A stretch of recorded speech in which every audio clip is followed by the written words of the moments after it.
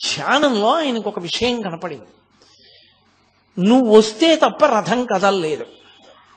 అంటే నువ్వు గొప్పవాడివని ప్రకటించడానికి రథం కదలలేదా? నువ్వు పరమభక్తుడివని లోకానికి తిరిగి చెప్పడం ప్రధానమా? లేకపోతే నిన్ను చూడాలని అరుణాచలేశ్వరుడు కదలలేదా? ఎందుకు కదలలేదు రథం? ఎందుకు ఆగిపోయింది? నువ్వు వెళ్ళాక ఎందుకు కదిలింది అని ఆయన ఆ వాగ్రథం కదలాలంటే నువ్వు ఆయన దగ్గరికి వెళ్ళాలి. ఇతపూర్వం నువ్వు పొరపాటు పడ్డావు ఆయన గురించి. ఇప్పుడు నువ్వు ఆయన దగ్గరికి వెళ్ళు, ఆయన దర్శనం చేసి ఆయనకి నమస్కరించు, ఆయన మాట్లాడతారు. ఆయన మాట్లాడగానే నీ రథం కదులుతుంది. ఇన్నాళ్ళు తపస్సు తపస్సు తపస్సు అని తిరుగుతున్నావుగా, ఇప్పుడు అసలు తపస్సు అంటే ఏమిటో తెలిసి నీలోని రథం కదిలి అద్భుతమైనటువంటి కవనము, లోకాన్ని ఉద్ధరించగలిగినటువంటి స్తోత్రాలు, మంత్ర సంబంధమైనవి నీ నుండి జాలువారతాయి. ఈ రెండు రథములు కదపడానికే నా రథాన్ని ఆపి పిలిచాను, ఎక్కుకొండ అనిపించింది. ఆయన వెంటనే లోపలికెళ్ళి ఇక విశ్వనాథ అయ్యర్ని కూడా పిలవాల. మంచి ఎండాకాలం, గబగబా ఉత్తరీయం తీసి భుజం మీద వేసుకుని అరుణాచలం కొండెక్కడం మొదలుపెట్టారు. చదువుకోవడం, డబ్బు సంపాదించడం, కీర్తి ప్రతిష్టలు సంపాదించడం అది పెద్ద విశేషంగా నేను ఆధ్యాత్మికంగా భావన చేయడం కుదిరే విషయం కాదు. ఎందుకంటే అవన్నీ చాలా తాత్కాలికమైన విషయాలు. అవి పెద్ద చరిత్రలో జ్ఞాపకం ఉండిపోయే విషయాలుగా మిగలవవి. కానీ మార్గదర్శకులుగా మిగిలిపోయేటటువంటి మహాపురుషులు, వంశోద్ధారకులు జన్మించాలి అంటే అది కేవలం భగవద్భక్తి కారణంగానే జన్మిస్తారు. విశాఖపట్టణానికి దగ్గరలో బొబ్బిలికి దగ్గరలో కలువరాయి అని ఒక గ్రామం. అసలు ఆ గ్రామమే చాలా విచిత్రమైనటువంటి పేరుతో కూడుకున్నటువంటి గ్రామం. ఎందుచేత అంటే కలువ పువ్వు ఎప్పుడు పుట్టినా నీటిలోనే పుడుతుంది. కానీ ఆ గ్రామంలో ఒక వింత సంఘటన జరిగింది. ఒకానొకప్పుడు ఒక రాతి మీద కలువ వికసించింది. రాతి మీద కలువ వికసించడం అనేటటువంటిది మనం ఎక్కడ వినం. అదొక అసాధారణమైనటువంటి విషయం. రాతి మీద కలువ వికసించినటువంటి ప్రదేశం కనుక అటు ఇటు చేసి మాటల్ని ఆ ఊరిని కలువరాయి కలువరాయి అని పిలవడం మొదలుపెట్టారు. ఆ కలువరాయి గ్రామంలో ఉన్నటువంటి గడపలే చాలా తక్కువ. అందులో మళ్ళీ చాలా ప్రధానమైనటువంటి ఒక ఇంటి పేరుతో కూడుకున్నటువంటి కుటుంబం ఒకటి ఉంటూ ఉండేది. ఆ ఇంటి పేరు చాలా చోట్ల ఉంది, అయ్యల సోమయాజులు అని. కానీ నాబాబు అన్నది ముందు చేరినటువంటి కుటుంబం ఆ కుటుంబం. నాబాబు అయ్యల సోమయాజుల అని. నాబాబు బిరుదునామం, అది అన్ని కుటుంబాలకి లేదు. అటువంటి బిరుదునామంతో కూడుకున్నటువంటి ఆ కుటుంబంలో ఒక తరం దగ్గరికి వచ్చేటప్పటికీ నరసింహశాస్త్రి గారని సద్బ్రాహ్మణుడు. ఆయన ఆయుర్వేద శాస్త్రంలోనూ జ్యోతిష శాస్త్రంలోనూ దిట్ట. ఈ రెండు శాస్త్రాలు, మంత్రశాస్త్రం ఇవి ఉన్నాయనుకోండి, సాధారణంగా విశేషమైన పలుకుబడి ఉంటుంది లోకంలో. ఎందుచేత అంటే ఒకటి ఆయుర్వేద శాస్త్రం చేతిలో ఉంటే అంతకు మించిన వైద్యుడు ఎవరు ఉంటారు? ఈ రోజుల్లో ఉన్నట్లుగా అల్లోపతి డాక్టర్లు అంతమంది ఉండేవారు కాదు. కాబట్టి ఆయుర్వేదంలో నిష్ణాతుడై ఉంటే లోకంలో అందరికీ సుపరిచితుడవుతాడు.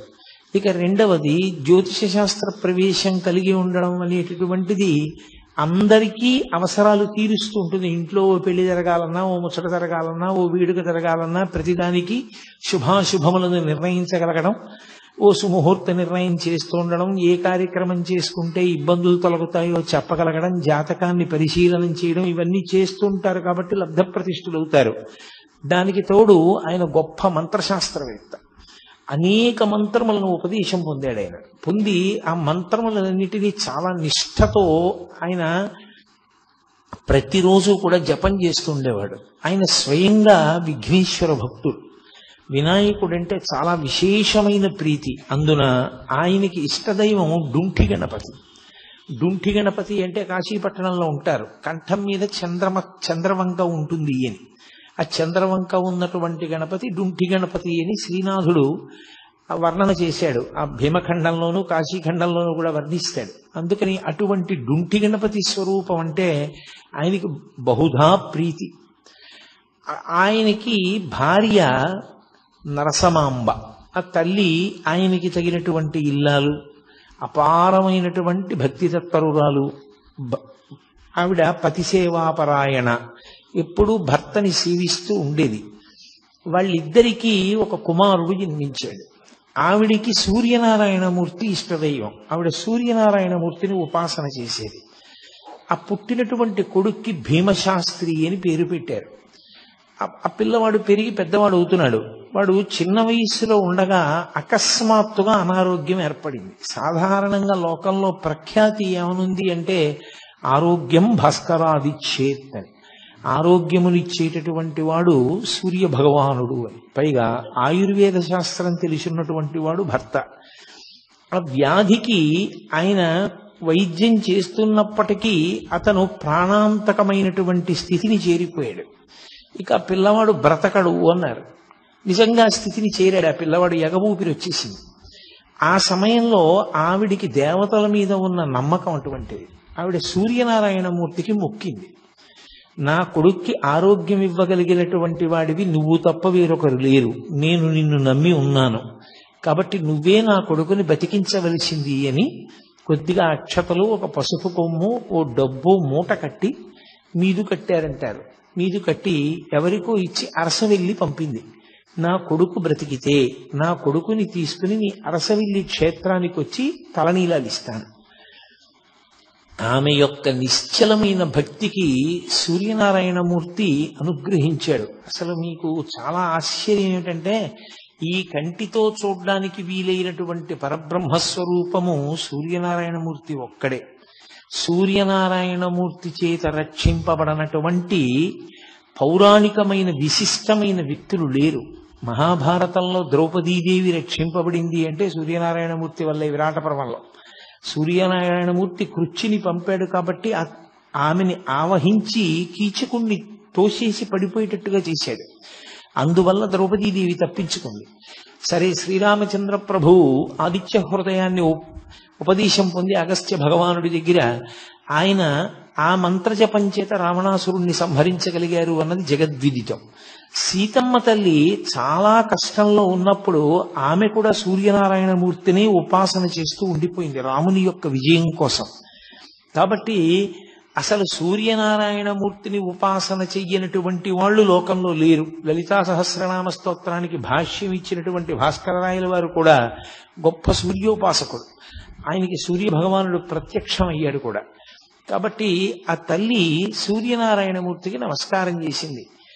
ఆ నరసమాంబ, నా కుమారుడు బ్రతికి బట్ట కడితే వాడి 3వ ఏట వచ్చినప్పుడు నేను తీసుకొచ్చి తలనీలాలు ఇస్తాను, నీ దగ్గరే దర్శనం చేసుకుంటాం కుటుంబం అంతా.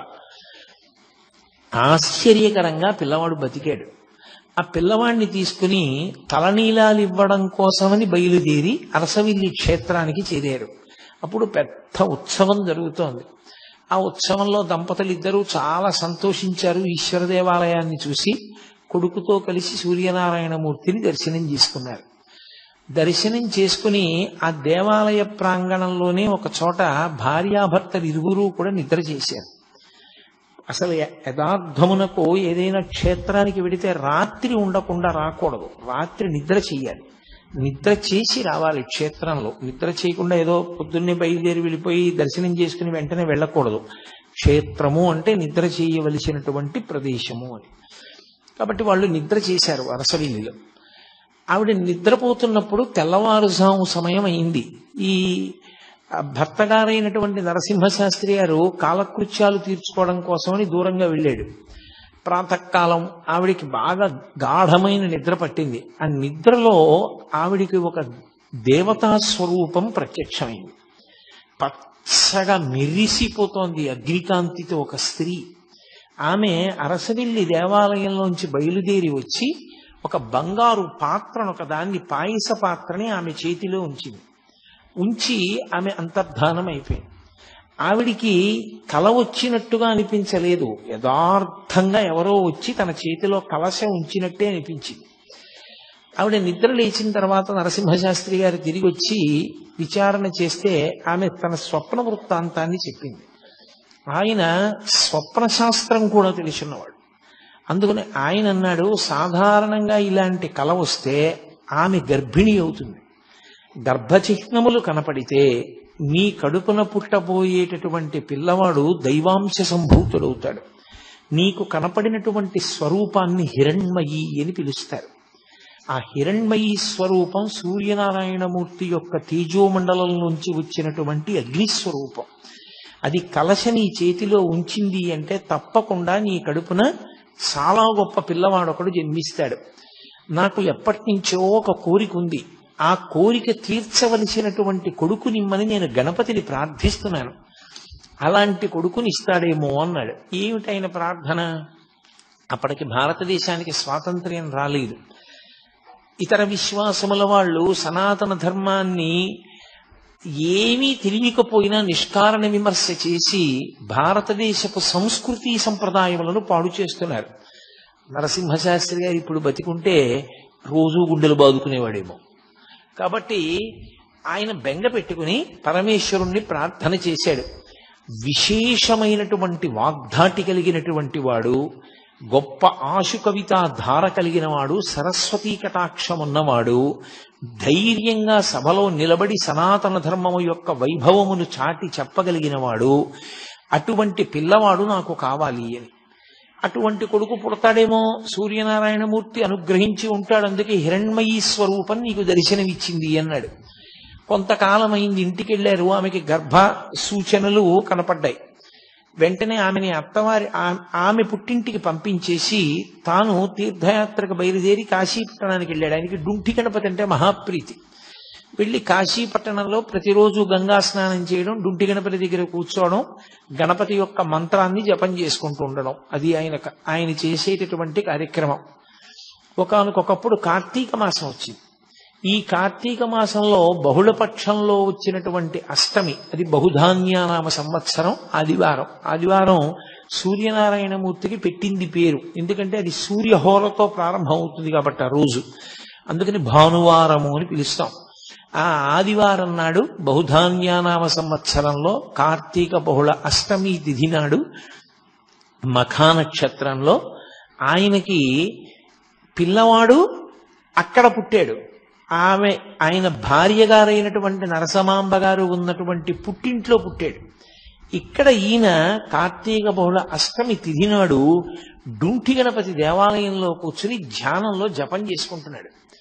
ఆయనకి ధ్యానంలో డుంఠి గణపతిలోంచి ఒక పసిపిల్లవాడు కిందికి దిగి పాకుతూ వచ్చి తన తొడ ఎక్కి కూర్చుని తన గడ్డం పట్టుకుంటున్నట్టు కనపడింది. ఆయన వెంటనే ఎవరు ఈ పిల్లవాడు నా తొడ మీద కూర్చున్నాడని ఒక్కసారి ధ్యానంలోంచి బహిర్ముఖులై తన తొడ మీద చూసుకున్నారు. పిల్లవాడు లేడు. గణపతి వంక చూశారు, గణపతి అలాగే ఉన్నారు. అచ్చు పిల్లవాడు వచ్చినట్లు అనిపించింది అని ఒక్క క్షణం ఆలోచించారు. బహుశా నాకు పుత్ర సంతానం కలిగి ఉంటుంది, ఎవరో కారణ జన్ముడు జన్మించాడు, విఘ్నేశ్వర ప్రసాదంగా నా ఇష్టదైవమైనటువంటి డుంఠి గణపతి యొక్క అనుగ్రహంతో పిల్లవాడు జన్మించాడు, నేను ఆ పిల్లవాడికి గణపతి పేరే ఉంచుకుంటానని నాకు జాతాశౌచం వచ్చింది కాబట్టి నేను ఇక్కడ ఉండకూడదని ఆయన బయలుదేరి మెల్లగా ఆయన అత్తవారింటికి చేరుకున్నాడు. భార్య సంతోషంగా మెరిసిపోతున్నటువంటి పిల్లవాడిని తీసుకొచ్చి చేతుల్లో పెట్టింది. ఈ పిల్లవాడు ఫలానా సమయంలో పుట్టాడా అని అడిగారు ఆయన. తనకి కార్తీక బహుళ అష్టమి నాడు ఏ సమయానికి డుంఠి గణపతిలోంచి పిల్లవాడు కిందకి దిగి పాకుతూ వచ్చి తన తొడ మీద కూర్చున్నట్టుగా దర్శనమైందో ఆ సమయాన్ని చెప్పి అడిగారు. ఆవిడంది, అదే వీడు పుట్టినటువంటి సమయం, అప్పుడే పుట్టాడు. చాలా సంతోషించారు. ఆమెకి సూర్యనారాయణమూర్తి ఇష్టదైవం, ఆయనకి విఘ్నేశ్వరుడు ఇష్టదైవం. అందుకని ఇద్దరి పేర్లు కలిసి వచ్చేటట్టుగా సూర్య గణపతి శాస్త్రి అని పేరు పెట్టారు. ఇద్దరికి అంటే మగపిల్లవానికి పెట్టేటప్పుడు సరి సంఖ్యతో ఉండాలి, అందుకని సూర్య గణపతి శాస్త్రి అని పేరు ఉంచారు. శాస్త్రి అంటే శాస్త్రం ఎరిగినవాడు అని, శాస్త్రం ఎరిగిన వాడిని శాస్త్రి గారు అని పిలుస్తారు. నాకెందుకులేండి. కాబట్టి ఆయన అటువంటి శాస్త్రపారంగతుడు కావాలి అని చెప్పి పాపం తండ్రి గారి కోరిక, అందుకని సూర్య గణపతి శాస్త్రి అని పేరు ఉంచాడు. కానీ ఈ పిల్లవాడు కొంచెం పెరిగి పెద్దవాడు అవుతున్నప్పుడు ఆయన పేరు ఎక్కడ చెప్పుకున్నా వాసిష్ఠ గణపతి అని చెప్పేవాడు. అందుకే సూర్య గణపతి శాస్త్రి అన్న పేరు మీకు ఎక్కడ కావ్యకంఠ గణపతి ముని పేరులో కనపడదు. వాసిష్ఠ గణపతి అంటారు, అది ఋషి సంప్రదాయం. ఆయన ఋషి సంప్రదాయాన్ని తీసుకుని గణపతి ముని ఏం చేశారంటే ఆయన యొక్క గోత్రం త్రయారుషేయం, కౌండిన్య, మైత్రావరుణ, వాసిష్ఠ త్రయారుషేయ ప్రవరాన్విత అని. అందులో ఋషి సంప్రదాయంలో ఆ గోత్రంలో ఉన్నటువంటి ఋషుల్లో చిట్ట చివరి ఋషిని తీసుకుని ఆ ఋషి పేరు ఇంటి పేరుగా ఉంచుకున్నాడు ఆయన. అది ఋషి సంప్రదాయం అంటారు, అదేం దోషం కాదు. కాబట్టి వాసిష్ఠ గణపతి అని వచ్చింది. తండ్రి తనకి డుంఠి గణపతి మీద ఉన్నటువంటి భక్తి చేత కొడుకుని ఎప్పుడూ కూడా గణపతి గణపతి గణపతి అని పిలిచేవారు. ఎప్పుడూ గణపతి అని పిలవడమే తప్ప సూర్య అని ఆయన్ని పిలిచింది లేదు. అందుకని ఆయన పేరులో లౌకిక నామంలో సూర్య ఉన్నా ఆ సూర్య శబ్దం మరుగున పడిపోయింది. సూర్యుడు మరుగున పడి గణపతి ప్రకాశించారు అని వాసిష్ఠ గణపతి అయ్యారు. ఆయన ముని, ఎప్పుడూ తపస్సే. అసలు ఆయనకున్నంత ఇష్టం తపస్సు మీద ఇంకా దేని మీద ఉండదు. ఏదైనా క్షేత్రానికి వెడితే ఓ పాడుపడిపోయిన దేవాలయం చీకటిగా ఉండి డొంకలతో ఉన్నది చూసుకుని అందులో తపస్సు చేసేవారు ఆయన. అంత తపస్సు ప్రీతి కలిగిన వారు కాబట్టి, మననశీలి కాబట్టి ఆయనకి ముని అన్న పేరు వచ్చింది. అందుకని గణపతి ముని అయ్యారు.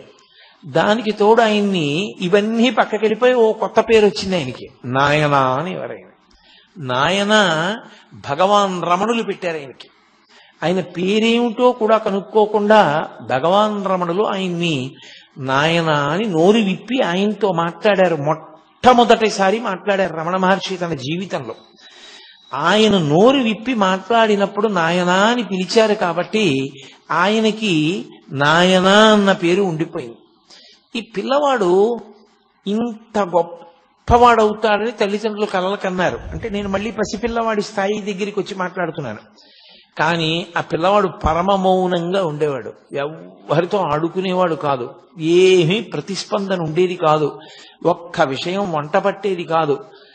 తండ్రి తల్లి దిగులు పెట్టుకున్నారు. ఊళ్ళో వాళ్ళు బంధుజనం అందరూ కూడా హేళన చేయడం మొదలుపెట్టారు. ఈవిడ సూర్యోపాసన చేసింది, హిరణ్మయీ శక్తి కనపడిందన్నారు. ఆయనకి డుంటి గణపతిలోంచి పిల్లవాడు వచ్చి తొడ మీద కూర్చున్నట్టు కనపడ్డాడన్నారు. వీడు చూస్తే ఇంత బలహీనుడు, అనారోగ్యం, మూర్ఛ, ప్లీహ వ్యాధి, ఇన్ని వ్యాధులతో కొడుకుని ఏమీ మాట్లాడకుండా జడుడులా ఉన్న పిల్లవాడు పుట్టాడని అందరూ నవ్వుతున్నారు. పిల్లవాడికి 6వ ఏడు వచ్చింది. తండ్రి ఆయుర్వేద శాస్త్రంలో ప్రకాండు. ఆయన ఆలోచించాడు, కడుపున పుట్టిన కొడుకు కదా అని ఆ చికిత్స చేయలేకపోయాడు అంతకాలం. ఇక ఆలోచించి ఆయుర్వేద శాస్త్రంలో చెప్పబడింది కాబట్టి నేను ఈ చికిత్స చేస్తాను పిల్లవాడికని అగ్ని సంబంధమైన చికిత్స ఒకటి చేశాడు. కొన్ని సభాముఖంగా చెప్పడానికి కూడా భయంగా ఉంటాయి, ఎందుకంటే తెలిసి తెలియక ఎవరెక్కడ చేస్తారో అని భయం. కాబట్టి అగ్ని సంబంధమైన చికిత్స ఒకటి చేశాడు ఆ పిల్లవాడికి. అది చేసి చెయ్యగానే పెద్ద ప్రవాహానికి అడ్డు తీసేసినట్టుగా వచ్చేసింది ఆయనలో శక్తి. వచ్చేసి విశేషంగా మాట్లాడడం మొదలుపెట్టాడు. అపారమైనటువంటి కవితాధార. చాలా చిన్న వయస్సులో 7-8 సంవత్సరాలు వచ్చేటప్పటికే సంస్కృత భాష కరతలామలకమైంది. ఆయన 10వ ఏటలోనే పాండవ ధార్తరాష్ట్ర సంభవము అనబడేటటువంటి అద్భుతమైనటువంటి గ్రంథాన్ని రచించాడు. ఆ పిల్లవాడు ఎన్ని మంత్రాలు తండ్రి దగ్గర ఉపదేశం పొందాడు. తల్లిగారి దగ్గర సూర్యనారాయణమూర్తి యొక్క ఉపాసన, భక్తి అంతటినీ పుణికి పుచ్చుకున్నాడు. అన్నిటినీ మించి అంత చిన్న పిల్లవాడిని పంచాంగం ఎలా గుణిస్తారో నేర్పడానికి తండ్రి పంపించాడు. 4 రోజులు వెళ్ళి పంచాంగం ఎలా గుణిస్తారో నేర్చేసుకుని పంచాంగం మీద కాల గణనానికి సంబంధించిన శాస్త్రం చదివి పంచాంగ గణనం చేసే శాస్త్రి గారికి ఇలా చేస్తే బాగుంటుందనో కొత్త పద్ధతిని నేర్పాడు ఆయన. అంతటి ఏకసంతాగ్రాహి. దానికి తోడు అపారమైనటువంటి శారదా కటాక్షం. దేని మీదైనా సరే ఆయన ఆసువుగా అద్భుతమైనటువంటి సంస్కృత శ్లోకాల్ని అసలు అదొక పెద్ద వర్షమే అలా వర్షించేవారు. దానికి తోడు జ్యోతిష శాస్త్రమనందు ప్రకాండు. అంత గొప్ప శక్తిని పొందాడు. ఆయనకి ఒక చెల్లెలు అన్నపూర్ణ, ఓ తమ్ముడు శివరామశాస్త్రి పుట్టారు. పుట్టిన తరువాత కొంతకాలానికి ఈవిడ విశాలాక్ష మహాతల్లి ఆ నరసమాంబ గారు తల్లిగారు మళ్ళీ గర్భం ధరించారు. లోపల కవల పిల్లలు ఉన్నారు అన్నారు. ఇంకొక గంటలో పురుడు వస్తుంది. పెద్ద కొడుకు ఈయన ఆ పెద్ద కొడుకు పాప భీమశాస్త్రి బతికాడు. ఈయన రెండో కొడుకు. ఈ రెండో కొడుకు వీధిలో కూర్చుని ఉన్నాడు కుర్చీలో, ఇంకా చిన్నపిల్లవాడు. ఆవిడ ఎందుకో వచ్చి ఆ కొడుకుని అడిగారు, నాయన ఇంకొక గంటలో పురుడు వచ్చేటటువంటి స్త్రీకి పుట్టే పిల్లలు ఆమె ఎలా ఉంటారు అని అడిగారు. ఆయన దగ్గర పుస్తకం అవి ఏం లేవు, ఆయన కూర్చుని ఉన్నారు ఇలా. ఆయన అన్నారా, ఆవిడ బతకదమ్మా, ఆవిడ పిల్లలు కూడా చచ్చిపోతారు అన్నారు. అది పినతండ్రి గారు విన్నాడు. ఒరే వీడు ఇలా చెప్పాడు రా, ఆవిడ అడుగుతున్నదేమో సొంత తల్లి అడిగింది, వీడు అమ్మకి పురుటి సమయం ఆసన్నమైందని తెలిసే చెప్పాడా తెలియక చెప్పాడా? వీడి చేతిలో పంచాంగం లేదు, వీడేమి గణన చేయలేదు, ఎలా చెప్పాడు ఒక గంటలో కానీ పురుడు వస్తే తల్లి పిల్లలు కూడా చనిపోతారని? అని ఏదో పిల్లాడు, పెద్దదానికి పట్టించుకోవాల్సిన విషయం ఏముందని వదిలేశాడు ఆయన. ఆయన ఒక్కడే విన్నాడు ఆ మాట. ఆవిడ వెనక్కి తిరిగి వెళ్ళిపోతూ గొనుక్కుంది. పోనీలే నాయన, నేను పిల్లలు అలాగే చచ్చిపోతే నోటి మాట అంత శక్తివంతమైన మహాపురుషుడు యొక్క తల్లినయ్యి ఉంటాను కదా అంటూ వెళ్ళింది. ఖచ్చితంగా గంట తర్వాత పురుడు వచ్చింది. ఆవిడ ఇద్దరు పిల్లలు చనిపోయారు. చనిపోగానే ఆ పినతండ్రి గారి ఈ వార్త అందరికీ చెప్పాడు. వీడు పంచాంగం చేత్తో పుచ్చుకోకుండా కన్న తల్లి వచ్చి అడిగితే గంట తర్వాత పురుడు వస్తే తల్లి పిల్లలు ఉండరమ్మా అన్నాడు. పంచాంగం లేకుండా చెప్పాడు, వీడి మాట నిజమైంది. కాబట్టి వీడు సత్యవాగ్దురంధరుడు.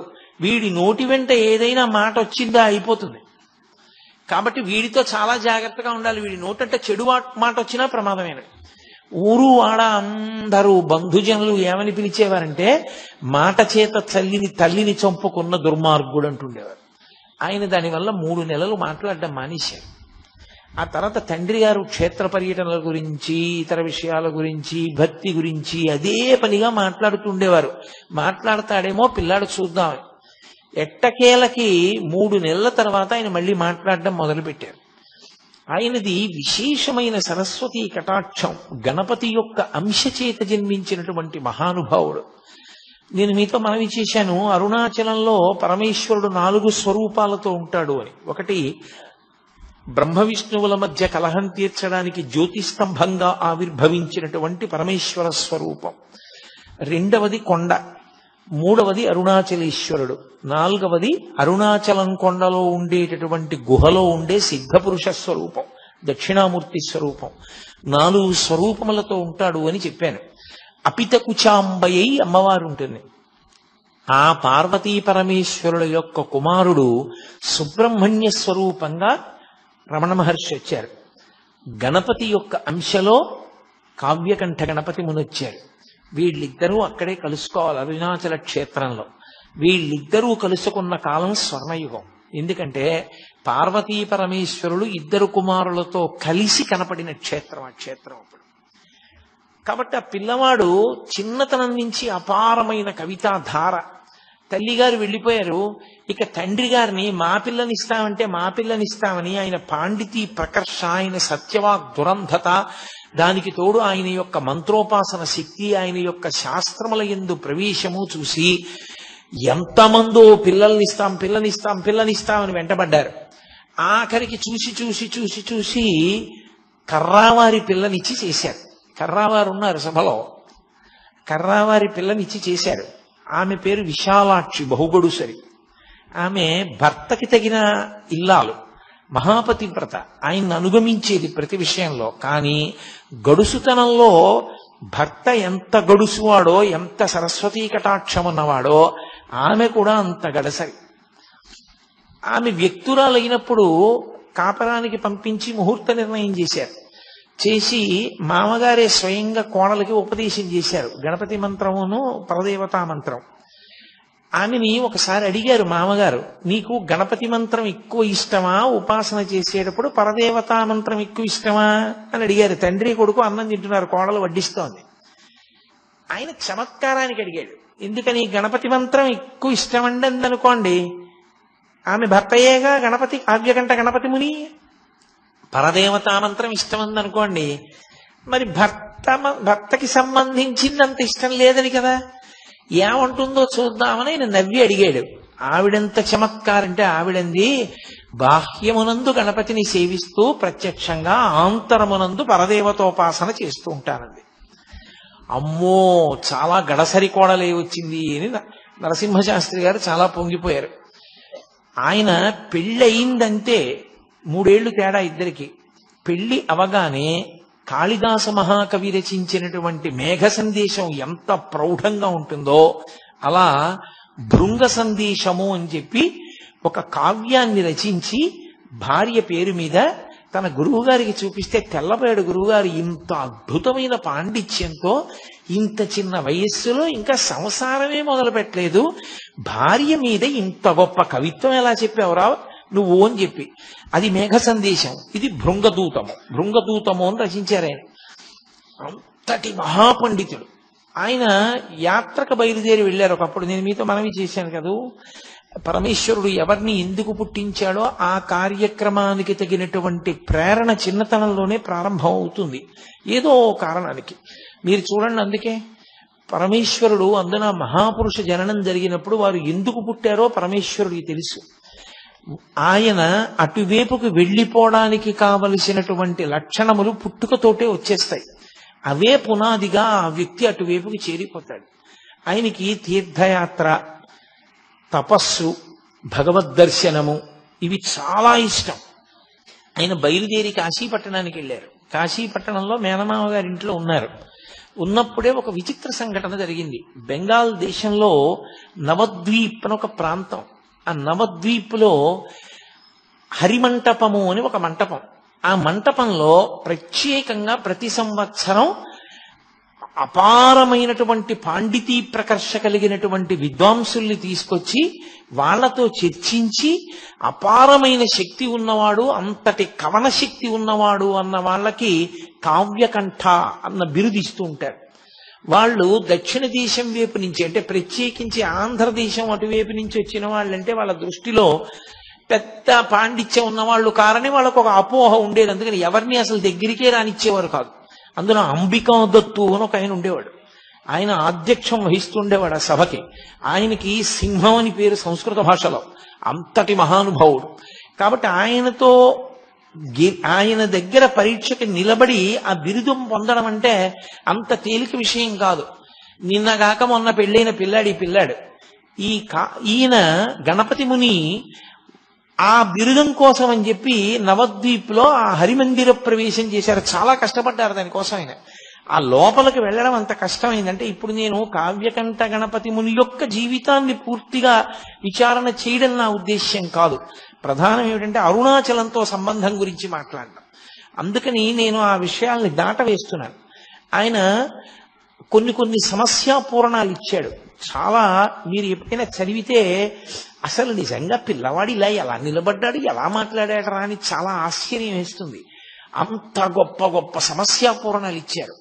అవలీలగా వాదించి ఆఖరికి ఎంత స్థాయిలో బెదిరించారంటే ఆ అంబికా దత్ అన్న ఆయన్ని ఈయనేదో చిన్నతనం చేసి మాట్లాడబోయాడు.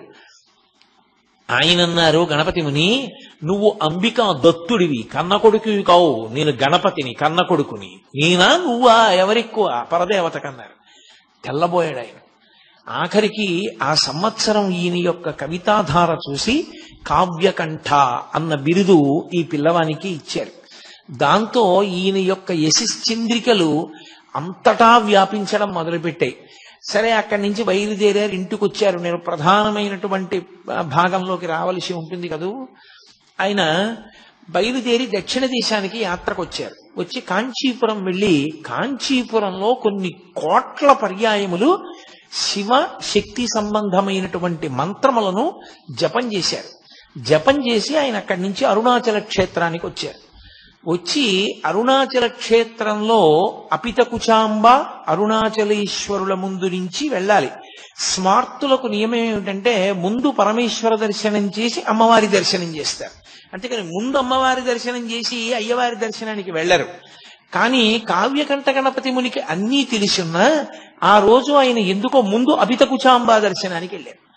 ఆయన వెళ్లి అపితకుచాంబ ముందు ఇలా నిలబడి చేతులొగ్గి నమస్కారం చేస్తున్నారు. అంతే.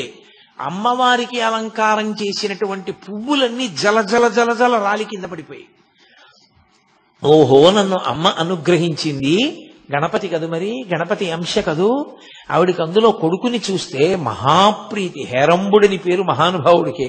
అమ్మవారు యొక్క కళ తగ్గించవలసి వస్తే శంకరాచార్యుల వారు ఎదురుగుండా గణపతి ప్రతిష్ఠ చేసేవారు. శ్రీకాళహస్తి క్షేత్రానికి కూడా ఆవిడ గణపతితో కలిసే వచ్చింది. కాబట్టి పెద్ద కొడుకు అంత ప్రీతి ఆవిడికి గణపతి అంటే. అందుకని చూడగానే ఆవిడ మించి పువ్వులన్నీ రాలిపడ్డాయి. చాలా సంతోషించారు ఆయన, అమ్మ అనుగ్రహం కలిగింది అనుకున్నారు. ఆయనతో పాటు తమ్ముడు శివరామ శాస్త్రి కూడా వచ్చాడు. వచ్చి ఆయన అరుణాచలేశ్వర దర్శనానికి వెళ్ళారు. అప్పటి వరకు తీర్థయాత్రలలో ఎన్నో దేవాలయాలకు వెళ్ళారు, ఎన్నో దర్శనాలు చేశారు. కానీ అరుణాచలేశ్వరుడి ముందు ఇలా నిలబడేటప్పటికే ఆయన ఒంట్లో పులకాంకురాలు వచ్చి వెన్నుపాములో ఏదో విద్యుత్తు ప్రవహించినట్టుగా ఈయనతో నాకేదో గొప్ప అనుబంధం ఉంది, తండ్రి నన్ను పిలుస్తున్నావా అన్నారు. ఎంత పారవస్యానికి లోనై బయటికి వచ్చారు. వచ్చి దుర్గమ్మ దర్శనానికి వెడదామని వెడుతున్నారు. తమ్ముడు, అన్నయ్య నాకు ఆకలేస్తోంది, అన్నయ్య నాకు ఆకలేస్తోంది, అరటిపండు కొనుక్కుంటాను, ఓ డబ్బు ఇయ్యమన్నాడు. సరే ఏదో ఇచ్చారు. ఆయన 8 అరటిపళ్ళు కొనుక్కు తిన్నాడు. అయినా ఆయన ఆకలి తీరలేదు. కాసేపు అయ్యేటప్పటికి మళ్ళీ డబ్బడికి మళ్ళీ 8 అరటిపళ్ళు తిన్నాడు. ఒరే, నువ్వు ఇలా అరటిపళ్ళు తినేస్తే ఆరోగ్యం పాడైపోతుందిరా నీకు. అప్పుడే గణపతి ఉత్సవాలు పూర్తయ్యాయి అరుణాచలంలో. ఏకాదశి తిథి ఆ రోజున. ఎక్కడైనా అన్నదాన సత్రంలో అన్నం పెడతారేమో కనుక్కుంటానుండరా అని చెప్పి ఆయన వెళ్ళి అన్నదాన సత్రవుల్లో అడిగారు. ఇవాళ ఏకాదశి కదండి, అన్నదానం ఉండదు అన్నారు. ఏకాదశి ఉపవాస తిథి. వెంటనే బ్రాహ్మణ వీధిలోకి వెళ్ళి భవతి భిక్షాందేహి అని ఆయన యాచన చేశారు. అసలు ఎవ్వరూ ఆత్మహత్య చేసుకోకూడదు, ప్రత్యేకించి బ్రాహ్మణుడు అసలు చేసుకోకూడదు. అందుకే భిక్ష ఉపనయనం అవగానే భిక్షకి వెళ్ళమంటారు. భిక్షాటన చేసైనా బతికి శాస్త్రాన్ని 10 మందికి చెప్పాలి తప్ప తానే ఆత్మహత్య చేసుకుంటే లోకానికి మార్గం చూపించేవాడు ఎవరికా. అందుకని ఆయన బ్రాహ్మణాగ్రహారంలోకి వెళ్ళి ఇళ్ల ముందు నిలబడి భిక్షాటన చేశారు. తమ్ముడికి ఆకలిగా ఉందమ్మా, పట్టెడు అన్నం పెట్టండి అని. ఏ ఇంటికి వెళ్ళినా తలుపులు వేసేసుకుని నిద్రపోతున్నారు. లేదా ఇవాళ ఏకాదశయా, అన్నం లేదన్నారు. ఇంత గొప్ప క్షేత్రం, ఇటువంటి చోట ఎంత ఏకాదశి అయితే మాత్రం పిల్లలకన్నా వండుకోరా? పిల్లలకి ఏకాదశి ఉపవాసం లేదు. అందుకని మరి పిల్లల కోసం అన్నం వండొద్దు. వండుకుంటే ఇంటికి అతిథి ఎవరైనా వస్తారేమోనని కూడా పట్టెడన్నం పెట్టడానికి వీలు లేకుండా ఉన్నదంతా తామే తినడానికి కావలసినంత అన్నం మాత్రమే వండుకునేటంతటి స్వార్థపరులున్న పట్టణమా ఏమి తిరువన్నామలై అని ఆయన తెల్లబోయారు. వెతికారు వెతికారు వెతికారు వెతికారు, ఎక్కడా పట్టెడన్నం దొరకల. తమ్ముడేమో ఏడుపు, అన్నయ్య ఆకలేస్తోంది, అన్నయ్య ఆకలేస్తోందని. చిత్రం ఏంటంటే శివరామ శాస్త్రికి భగవంతుడి మీద ఉన్న భక్తి కన్నా అన్నగారి భక్తి మీద భక్తి ఎక్కువ. మా అన్నయ్య పిలిస్తే పరమేశ్వరుడు పలుకుతాడని నమ్మకం. ఆయనకి ఏం చెయ్యాలో అర్థం కాక కొండవంక తిరిగి పార్వతీ పరమేశ్వరులను అడిగారు. అమ్మా, తమ్ముడు ఆకలితో ఏడుస్తున్నాడమ్మా, పట్టెడు అన్నం పెట్టవా అని చీకట్లో వెళ్ళిపోతున్నారు. ఒక ఇల్లు దాటుతున్నారు. ఆ ఇంటి అరుగు మీద ఒక యజమాని పడుకుని ఉన్నాడు. ఆయన గబగబా దుప్పటి తీసి పరిగెత్తుకొచ్చి పట్టుకున్నాడు వెనక నుంచి. ఏమన్నావు ఏమన్నావు ఏమన్నావు? అన్నం దొరకలేదా తిరువన్నామలైలో? కాశీపట్టణంలో వేదవ్యాసుడిని మహాతల్లి అన్నపూర్ణమ్మ పిలిచినట్టే పిలిచి, మా ఆవిడికి నియమం ఉందయా, ఏకాదశి నాడు సాయంకాలం బ్రాహ్మణులకు ఉపవాసం పోస్తుంది. ఎవ్వరు ఇవాళ ఏకాదశి, పైగా గణపతి నవరాత్రి ఉత్సవాలు పూర్తయ్యాయి, ఇవాళ ఎవరు వస్తారయా భోజనానికి, మేము రామని చెప్పి ఎవ్వరు ఏ బ్రాహ్మణుడు రావడానికి ఇష్టపడలా. నువ్వు నీ తమ్ముడు బ్రాహ్మణులు, ఎంత అదృష్టమయ్యా. వెతికి వెతికి వెతికి వెతికి వేసారి నేను అరుగు మీద పడుకున్నా, రా అన్నం పెడుతుంది మా ఆవిడన్నారు. లోపలికి వెళ్ళారు. ఒక మహాతల్లి వచ్చింది, అరిటాకు లేచింది. వీళ్ళిద్దరూ ఆ బట్టలు విప్పేసేసి ఓ తడిగావంచా ఒకటి కట్టుకుని ఆవిడిచ్చిన మడిబట్ట పుచ్చుకుని ఆ మడిబట్ట కట్టుకుని భోజనానికి కూర్చున్నారు. పరిశేచన ఔపోసన వేశారు, ఔపోసన పుచ్చుకున్నారు. షడ్రసోపేతమైనటువంటి విందు పెట్టింది ఆవిడ. చక్కగా ఇద్దరు భోజనం చేసేశారు. తాంబూలం దక్షిణ కూడా పెట్టించింది ఆవిడ. తీసుకున్నారు. అంతసేపు తిరిగారేమో, ఆకలి మీద ఇంకా నడవలేమురా, చాలా భుక్తాయాసంగా ఉందిరా తమ్ముడు, ఈ అరుగు మీదే పడుకుందామని చెప్పి అన్నయ్య అరుగు మీద, తమ్ముడు అరుగు మీద పడుకొని నిద్రపోయారు. అంత అలిసిపోయి కడుపు నిండా తిని పడుకున్నారేమో, లేత సూర్యకిరణాలు పడుతుండగా తెలివచ్చింది. తెలివొచ్చి పైకి లేచి ఆ తల్లి ఆ ఇల్లు మహాతల్లి రాత్రి అన్నం పెట్టిందని ఇలా చూశారు.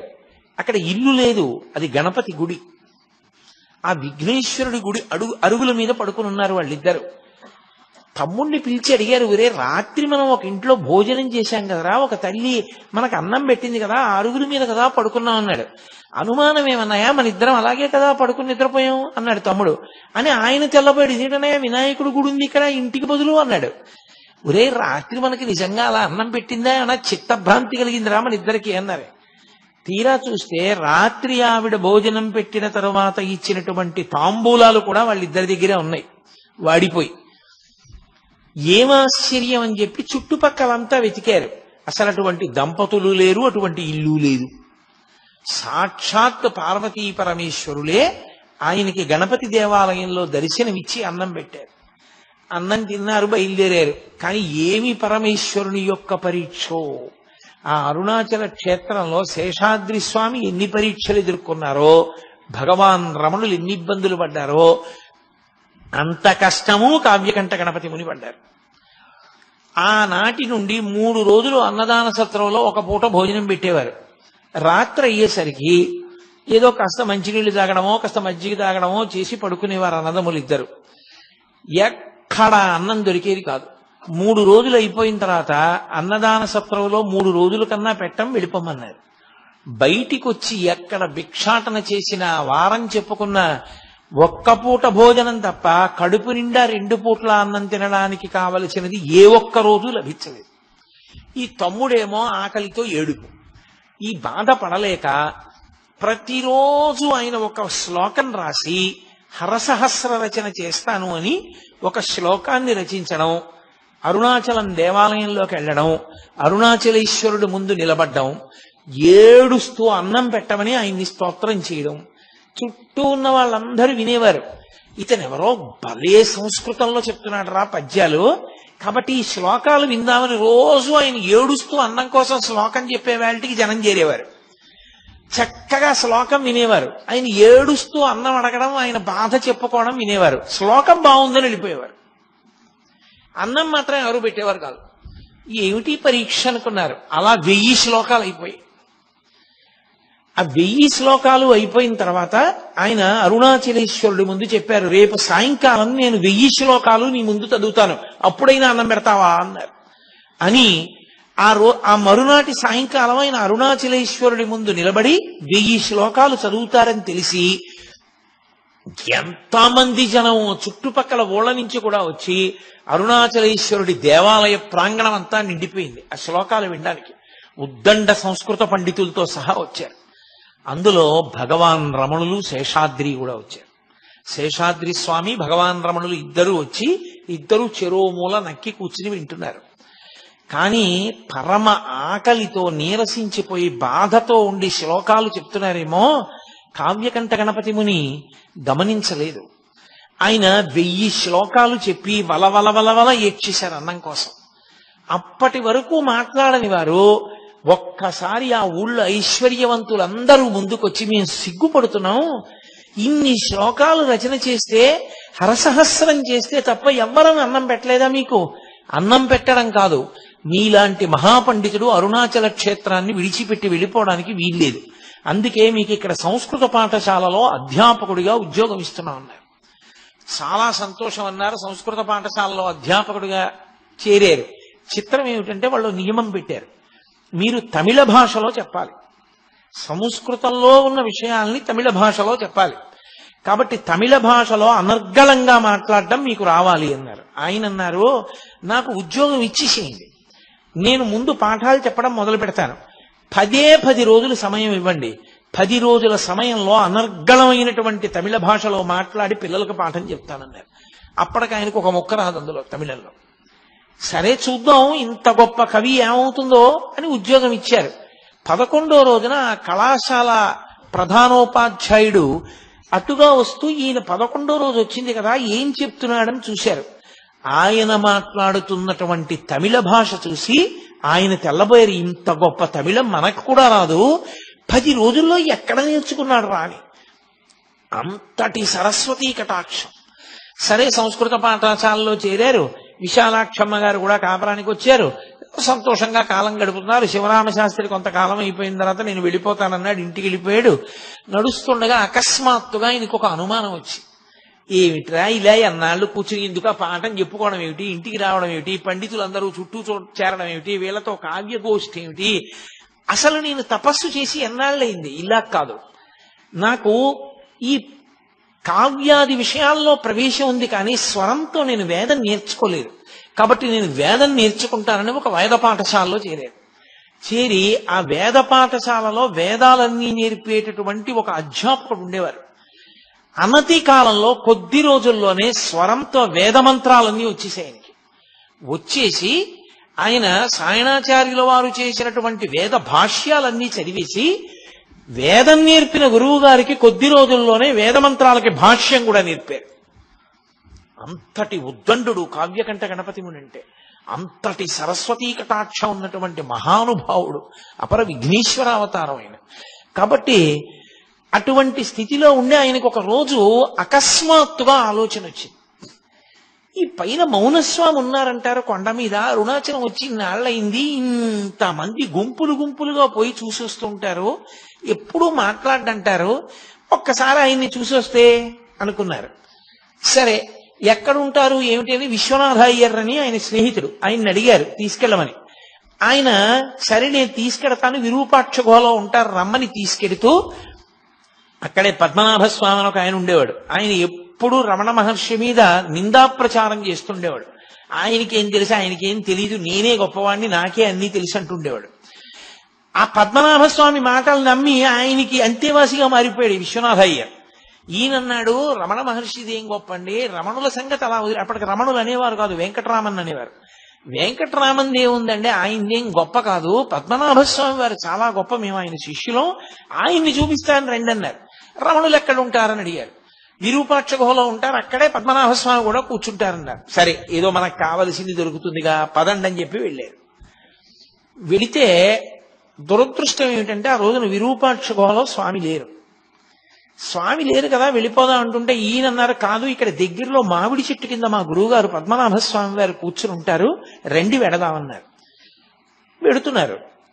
చిత్రంగా ఆ లోపల పద్మనాభ స్వామి కూర్చున్నారు, బయట ఒక బండరాతి మీద భగవాన్ రమణులు కూర్చున్నారు.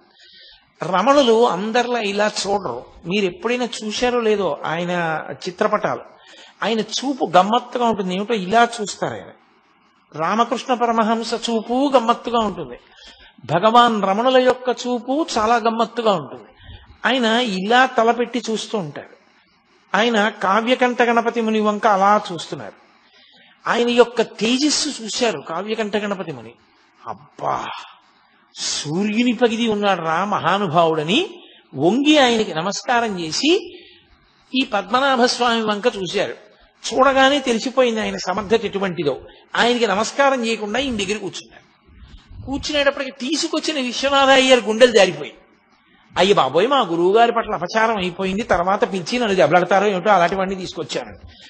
ఆయనకి కోపం వచ్చి ఆ పద్మనాభ స్వామికి, నువ్వేనా కావ్యకంఠ గణపతి మునివి, హరసహస్రం చెప్పిన వాడివి నువ్వేనా అరుణాచల దేవాలయంలో అని అడిగారు. అవునన్నారు. ఏది అంత పండితుడువా, శుక్లాంబరధరం విష్ణుం అన్న శ్లోకానికి విష్ణుపరంగా చెప్పు అన్నారు. వెంటనే శ్లోకాన్ని విష్ణుపరంగా చెప్పారు. చెప్పి మీరు నన్ను విష్ణుపరంగా అడిగారు, బ్రహ్మపరంగా కూడా చెప్తానని మళ్ళీ బ్రహ్మపరంగా అన్వయం చేశారు. చెప్పి పద్మనాభ స్వామి వంక చూసి, బ్రహ్మగారితో సమన్వయం చేయడం ఏమిటి, ఎదురుగుండా కనపడుతున్నటువంటి ఈ వెంకటరామన్ గారితో అన్వయం చేస్తాను చూడండి అన్నారు. అని శుక్లాంబరధరం, తెల్లటి గోచీ పెట్టుకుని ఉంటారు ఇప్పుడు, కాబట్టి తెల్లటి బట్ట కట్టుకున్నారు. విష్ణుం, ఆయన కీర్తి దిగ్దిగంతముల వ్యాపించింది. ఆయన అటువంటి స్థితిని పొందారు కాబట్టి విష్ణుం. శశివర్ణం, తెల్లగా మెరిసిపోతున్నారు కాబట్టి శశివర్ణం. చతుర్భుజం, చతుర్భుజం అంటే భుజం అంటే గెలిచినవాడు అని. కాబట్టి ఆయన మనో బుద్ధి చిత్త అహంకారములనేటటువంటి నాలుగింటిని కూడా భుజించేశాడు, గెలిచేశాడు. ఆయన గెలిచేసిన వాడు కాబట్టి చతుర్భుజం. ప్రసన్నవదనం, ఆయన ముఖం చూడండి ఎంత ప్రసన్నంగా ఉందో. కాబట్టి ప్రసన్నవదనం ధ్యాయేత్, అటువంటి ఆయన్ని ధ్యానం చేస్తే సర్వ విఘ్నోపశాంతయేత్, అన్ని విఘ్నములు పోతాయన్నారు. అనేటప్పటికీ పద్మనాభ స్వామికి ఎక్కడ లేని బాధ పుట్టేసింది. చూశారు, కానీ ఒక్క చిన్న పొరపాటు పడ్డారు కావ్యకంఠ గణపతి. మరి వెంకట్రామన్ ఒంటి మీద యజ్ఞోపవిందా అని చూశారు, యజ్ఞోపవీతం ఉందా అని. యజ్ఞోపవీతం మీద ఆయనకున్న శ్రద్ధ అటువంటిది, అది తక్కువేం కాదు, చాలా గొప్ప విషయం.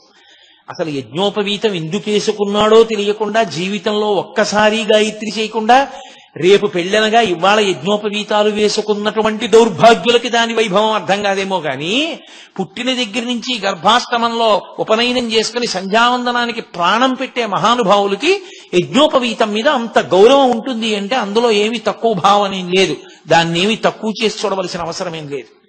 ఈయనకి ఒంటి మీద యజ్ఞోపవీతం లేదు, కాషాయం కట్టుకోలేదు, తెల్లటి గోచీ కట్టుకున్నారు. అసలు ఈయన సంప్రదాయజ్ఞుడేనా, ఈయనకి సరిగ్గా ఏమైనా మనం ఆయనతో మాట్లాడతగిన వ్యక్తేనా అన్న అనుమానం వచ్చింది ఎందుకు అకస్మాత్తుగా. వచ్చి ఆయన తేజస్సు చూశారు, నమస్కారం చేశారు, దిగి వెళ్ళిపోయారు విశ్వనాథయ్యర్తో. ఆ తర్వాత ఇంకెప్పుడు పైకి రాలేదు, ఇక కొండ మీదకి రాలేదు, ఆ క్రిందనే ఉండిపోయారు. ఉండిపోయి మళ్ళీ అక్కడి నుంచి మళ్ళీ ఆ సంస్కృత పాఠశాలలో ఉద్యోగం కూడా వదిలిపెట్టేశారు. వదిలిపెట్టి మళ్ళీ తీర్థయాత్రకి వెళ్ళారు, చాలా చోట్ల తపస్సు చేశారు. అని ఆయన విచిత్రం ఏమిటంటే ఆయనకి అంత పట్టుదల. ఒకసారి తారామంత్రం తెలియని వాడివి నువ్వు విద్వాంసుడివా అన్నాడు ఒక ఆయన. అంతే, ఆయన తారామంత్రోపాసన పొంది సిద్ధి పొందారు, రేణుకాదేవి దర్శనం పొందారు, పరశురామానుగ్రహం పొందారు. అందుకే ఆయన వాక్కుతో అగ్ని కురిపించేవారు. ఆయన నోటితో అన్నారంటే అగ్నిహోత్రం పడవలసిందే, అంతటి మంత్రసిద్ధులు పొందారు ఆయన. మళ్ళీ ఇంత తపస్సు చేసి మళ్ళీ అరుణాచల క్షేత్రానికే వచ్చారు. వచ్చి ఆయనకి తపస్సు మీద ఉన్న ప్రీతి అటువంటిది. నైరుతి లింగం ఆయన ముందు దుర్గమ్మ తల్లి కోవెల దగ్గర కూర్చుని తపస్సు చేశారు. అక్కడ మేకలు కాసుకుని వాళ్ళు అరుస్తూ ఉండేవారు. ధ్యానభంగం అవుతోందని అమ్మవారి దగ్గర అనుమతి అడిగి ఆవిడ్ని శ్యామలాదేవి అంటుండారు, పచ్చయ్యమ్మన్ కోవెల్ అంటుంటారు అక్కడ. ఆయన మళ్ళీ అక్కడి నుంచి నైరుతి లింగం దగ్గరికి వెళ్ళిపోయారు. నైరుతి లింగం ప్రదక్షిణ మార్గంలో కొంచెం లోపలికి వెడితే కనపడుతుంది. దానికి ఒక పక్కన నైరుతిలో పక్కకి ఓ చిన్న గుడిసె లాంటిది వేసుకుని దానికి ఒక చెక్క తలుపు లాంటిది ఒకటి పెట్టుకుని రాత్రింబవళ్ళు అందులో కూర్చుని తపస్సు చేస్తుండేవారు. అలా తపస్సు చేస్తున్న రోజుల్లో ఒక ఆశ్చర్యకరమైనటువంటి సంఘటన జరిగింది. ఆయన ఒకసారి అరుణాచలేశ్వరుని యొక్క రథాన్ని చూశారు. అరుణాచలేశ్వరుడికి ఉన్న రథం అంత రథం ఇక ఏ ఈశ్వర స్వరూపానికి ఉండదు అంటారు. 14 భువనములు ఎలా ఉంటాయో అలా 14 అంతస్తుల కొయ్యతేరు అరుణాచలేశ్వరుడు. అది ప్రత్యేకించి కృత్తికా ఉత్సవానికి 8వ రోజున ఆయన నందివాహనారూఢుడై ఆ మరునాడు కొయ్యతేరు మీద వెడుతున్నప్పుడు ఆ విలాసం, ఆ వైభవం చూసి తీరాలంటారు. అంత పెద్ద రథం, ఆ రథం వంక చూశారు. చూసి ఆయన అనుకున్నారు, 14 భువనములను ఏకకాలమునందు చూడలేరు, కానీ ఈ రథాన్ని ఇందుకే ఇలా నిర్మాణం చేశారు. 14 భువనములను నడిపించగలిగినటువంటి పరమేశ్వరుడే 14 భువనముల యొక్క రూపంగా ఉన్నటువంటి ఈ రథస్థితుడై ఈ లోకాన్ని నడుపుతున్నటువంటి వాడిగా రథంలో నడుస్తూ కనపడతాడు. అందుకే అరుణాచలంలో రథోత్సవం జరిగిన నాడు దర్శనం చేయడం అంత గొప్పదైంది అని భావన చేశారు. వెళ్ళి మళ్ళీ తపస్సు చేసుకుంటున్నారు. తపస్సు చేసుకుంటుండగా ఆయనకి చీకటి పడిపోయిన తర్వాత బయటికి వచ్చారు. బయటికి వస్తే కొంతమంది మాటలు వినపడుతున్నాయి. అరుణాచలంలో ఇవాల్టి రోజు ఉదయం రథోత్సవం కోసం కొయ్యతేరులో స్వామివారిని పట్టుకుని బయలుదేరారు. ఖచ్చితంగా ఈయన పనిచేసిన సంస్కృత పాఠశాలకి ఈయన అరుణాచలం రాగానే అన్నం తినడానికి అడిగినటువంటి ఆ అన్నదాన సత్రంకి మధ్యలో రథం ఆగిపోయింది. ఎంతమంది దాన్ని మరమ్మత్తు చేసేవాళ్ళు వచ్చారో, ఎన్ని వేల మంది వచ్చారో, ఇంతమంది మోకులేశారు, లాగారు, తోశారు, ఏం చేసినా అంగుళం కూడా రథం కదలలేదు. పరమేశ్వరుడికి ఏదో ఆగ్రహం వచ్చింది, రథం ఆగిపోయింది కదలడం, ఏమీ తేడాయా కనపట్టలేదు. మరునాడు మధ్యాహ్నం 12 అయ్యేటప్పటికి రథం కానీ వెళ్ళి మరొక వాహనం మీదకి మారకపోతే స్వామి దేవాలయం అంతా ప్రాయశ్చిత్తం చేయవలసి ఉంటుంది. అందరూ హడిలిపోయారు. ప్రధాన అర్చకుడు కూడా బాధపడుతూ ఇంటికి వెళ్ళిపోయాడు, ఆలయ అధికారులు వెళ్ళిపోయారు, ఎవరో కొద్ది మంది ఉన్నారు. ఆయనకి అకస్మాత్తుగా ఒక మాట వినపడింది, అరుణాచలేశ్వరుడు నీకోసమే ఆగిపోయాడు, నువ్వు వెళ్ళు, రథం కదులుతుందని. ఇది నిజమా, నాకు ఈ మాట వినపడిందా అని ఆయన ఆశ్చర్యపోతున్నారు. మళ్ళీ వినపడింది, చెవులో ఎవరో చెప్పినట్టు. సరేనని బయలుదేరి రథం దగ్గరికి వెళ్ళారు. అప్పటికే బాగా చీకటి పడిపోయింది, రాత్రి చాలా ఆలస్యం అయిపోయింది. ఆయన వెళ్లి చూసేసరికి 10 మంది రథం చుట్టూ కాపలా ఉన్నారు. ఇప్పుడు రథం కదలడానికి నేను చెయ్యేస్తే కదులుతుందని చెప్తే డాంబికంగా ఉంటుంది. ఈశ్వర, రేపు ఉదయం వస్తాను, నన్ను మన్నించండి అని వెళ్ళిపోయి మళ్ళీ ధ్యానానికి కూర్చున్నారు. అంతసేపు బడలిపోయి పడుకున్నారు, నిద్రపోయారు. ఈశ్వరుని యొక్క శాసనం, అంత బ్రహ్మముహూర్తంలో లేచేటటువంటి వ్యక్తి ఆ రోజు బాగా తెల్లవారిపోతే కానీ నిద్ర లేవాల. అంత మెల్లగా లేచి తను ఆ రోజు చెయ్యవలసినటువంటి అనుష్ఠానం చేస్తే తప్ప బయటికి వెళ్ళరు. స్నానం చేసి అనుష్ఠానం అంతా చేసుకునేటప్పటికి 10 అయిపోయింది. మళ్ళీ పరిగెత్తుకుంటూ రథం దగ్గరికి వచ్చారు. వచ్చేటప్పటికి ఇంకా నిపుణుల్ని తీసుకొచ్చారు, ఇంకా జనం వచ్చారు, మోకులేస్తున్నారు, లాగుతున్నారు, తోస్తున్నారు, అంగుళం కదలటం లేదు. ఈయన వాళ్ళందరినీ, మీరు కావ్యకంఠ గణపతి ముని చిత్రపటం చూశారో లేదో, చాలా సన్నగా ఉంటారు ఆయన. వీళ్ళందరినీ తప్పుకొమ్మని ఒక్కసారి దగ్గరికి వెళ్ళారు. వెళ్ళి అరుణాచలేశ్వరుడు ఎదురుగుండా నిలబడి రథంలో, అప్పా మీరు పిలిచారు, వచ్చాను, కాబట్టి ఇప్పుడు మీరు సంతోషంగా బయలుదేరండి, రథం కదలాలి స్వామి అని పక్కకెళ్ళారు. అంతే, రథం కదిలి రథం 12 గంటల లోపల దేవాలయానికి వెళ్ళిపోయింది. ఎవరో కావ్యకంఠ గణపతి మునిట ఇక్కడే సంస్కృత పాఠాలు చెప్పేవారట.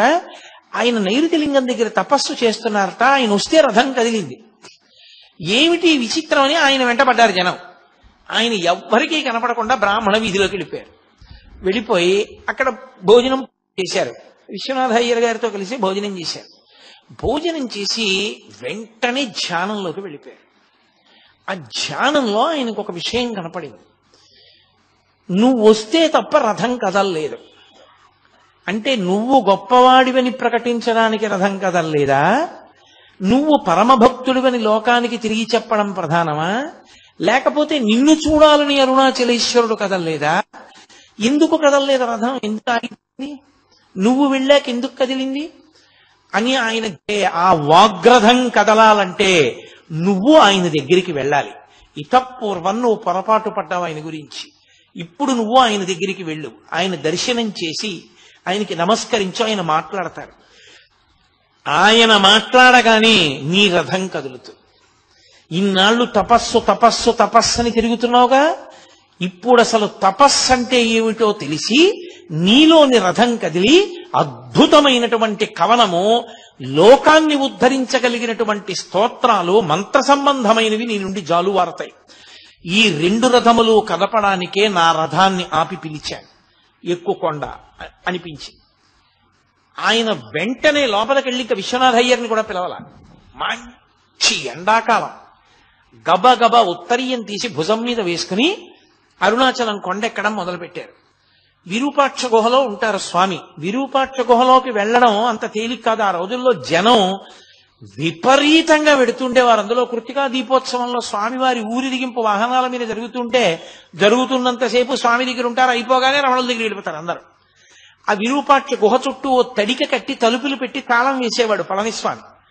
ఆయన ఎందుకో ఆ రోజున తాళం వేయడం మానేసి తలుపులు తెరిచి ఏదో శారీరక అవసరం తీర్చుకోవడానికి వెళ్ళాడు. అసలు ఆయన చుట్టూ చాలా మంది జనం ఉంటారు దర్శనానికి వచ్చి. రమణుల దర్శనం అంత తేలిగ్గా అవదు. కాబట్టి ఎలా అవుతుంది? నాకు ఇలా మాట వినపడింది, మరి నేను వెడుతున్నానే ఆయన దర్శనానికి అనుకుని, సరే నాకు ఏ ఈశ్వరుడు ఇది తోపించాడో ఆయనే నిర్ణయిస్తాడని గబగబ పైకెక్కారు. ఏ సంఘటన రమణ మహర్షికి జరిగిందో అదే సంఘటన గణపతి మునికి జరిగింది. రమణ మహర్షి అరుణాచలానికి వచ్చినప్పుడు దేవాలయం తలుపులు తెరిచి ఎవ్వరూ లేకుండా ఎలా ఉందో అలా విరూపాక్ష గుహలో కూర్చోకుండా విరూపాక్ష గుహ నుంచి బయటికి వచ్చి ఒక బండ మీద కూర్చుని ఉన్నారు రమణ మహర్షి. చక్కగా కళ్ళు తెరుచుకొని చూస్తున్నారు. పక్కన ఎప్పుడు నీడలా ఉండే పళనిస్వామి కూడా లేడు. ఒక్క భక్తుడంటే ఒక్క భక్తుడు కూడా లేడు. తడిక తీసేసి తలుపులు తీసేసి ఉన్నాయి. ఏమి ఆశ్చర్యం! గుహలో ఉంటే అంతర్ముఖులై ఉంటారు, పలకరు, మాట్లాడకూడదు. బయటకు వచ్చి బండ మీద కూర్చుని కళ్ళు తెరుచుకుని ఉన్నారే అని గబగబా పరిగెత్తారు. పరిగెత్తి ఆయన ముందు పడిపోయి తన కుడి చెయ్యి తీసి ఆయన కుడి పాదం మీద, ఎడం చెయ్యి తీసి ఎడం పాదం మీద వేసి గట్టిగా పట్టుకున్నారు రెండు పాదాలు. పట్టుకుని, అయ్యా తపస్సు అన్న మాటకి అర్థం తెలియకుండా తిరుగుతున్నాను, మీరు దయచేసి దీనుణ్ణి అనుగ్రహించి తపస్సు అంటే ఏమిటో తెలియచేయవలసింది అన్నారు. ఆయన చాలా కాలంగా మాట్లాడకపోవడం వల్ల ఆయన కంఠనాళాల్లోంచి మాట వచ్చేది కాదు. ఆయన తేరిపారి చూసి గుర్తుపట్టారు. దేవాలయంలో హరసహస్రం చదివిన వ్యక్తి ఇతనే. కావ్యకంఠ గణపతి ముని అనేటటువంటి బిరుదుతో కూడిన పేరున్నవాడు ఇతనే. అంతే. యథార్థమునకు పరమేశ్వరుడు విఘ్నేశ్వరుణ్ణి సుబ్రహ్మణ్యుణ్ణి కలిపాడు. అక్కడ అన్నకాళ్ళని తమ్ముడు పట్టుకుంటాడు, ఇక్కడ తమ్ముడు కాళ్ళని అన్న పట్టుకున్నాడు, అంతే తేడా. ఈయన ఎప్పుడైతే కాళ్ళు పట్టుకున్నారో కంఠాన్ని సవరించుకుని రమణులు మొట్టమొదటిసారి నోరు విప్పారు. నోరు విప్పుతూనే నాయనా అన్నారు. అందుకని కావ్యకంఠ గణపతి ముని పేరు నాయనా అని మారిపోయిన తర్వాత ఎప్పుడు ఎవరిని ఏమి మాట్లాడడం కాని పిలవడం చెయ్యడం లేనటువంటి స్వామి అకస్మాత్తుగా నాయనా అన్నారు. నాయనా అని ఎవరిని పిలుస్తారంటే బాగా లోపలికి దక్షిణ దేశంలో విఘ్నేశ్వరుణ్ణి పిలుస్తారు, నాయనా అంటారు. అది విఘ్నేశ్వరుడి పేరు పెట్టుకున్న మనుష్యుల్ని నాయన అని పిలవరు. ఎవరైనా ఒకవేళ ఏ వినాయక శాస్త్రనో పేరు పెట్టుకున్నారనుకోండి, ఆయన్ని నాయన అని పిలవరు. ఒక్క ఈశ్వరుణ్ణి, దేవాలయంలో ఉన్న స్వామినే నాయన అని పిలుస్తారు. నాయన అని గణపతి మునిని పిలిచారు. అంటే ఆయనకి ఏమి కనపడిందో మరి గణపతి మునిలో. నాయన అని పిలిచి, నువ్వు అడిగిన దానికి జవాబు చెప్తాను చూడు. మనకి నేను నేను అని ఒక భావన పుడుతూ ఉంటుంది లోపల నుంచి. అది ఎప్పుడూ లోపల నుంచి వస్తుంటుంది. అహం స్ఫురణ అనేవారు మహర్షి దాన్ని. నేను నేను నేను అన్న భావన వస్తూ ఉంటుంది. నేను ఉపన్యాసానికి వెళ్ళాలి, నేను పడుకోవాలి, నేను అలిసిపోయాను, నేను ఇవాళ పలహారం తక్కువ చేశాను, నేను అన్నం తిన్నాను, అలా నేను నేనంటుంటుంది. ఈ నేను నేనన్న భావన ఎక్కడి నుంచి పుడుతోందో ఆ మూలములలోకి వెళ్ళు. మనసుని ఆధారం చేసుకుని వెళ్ళు.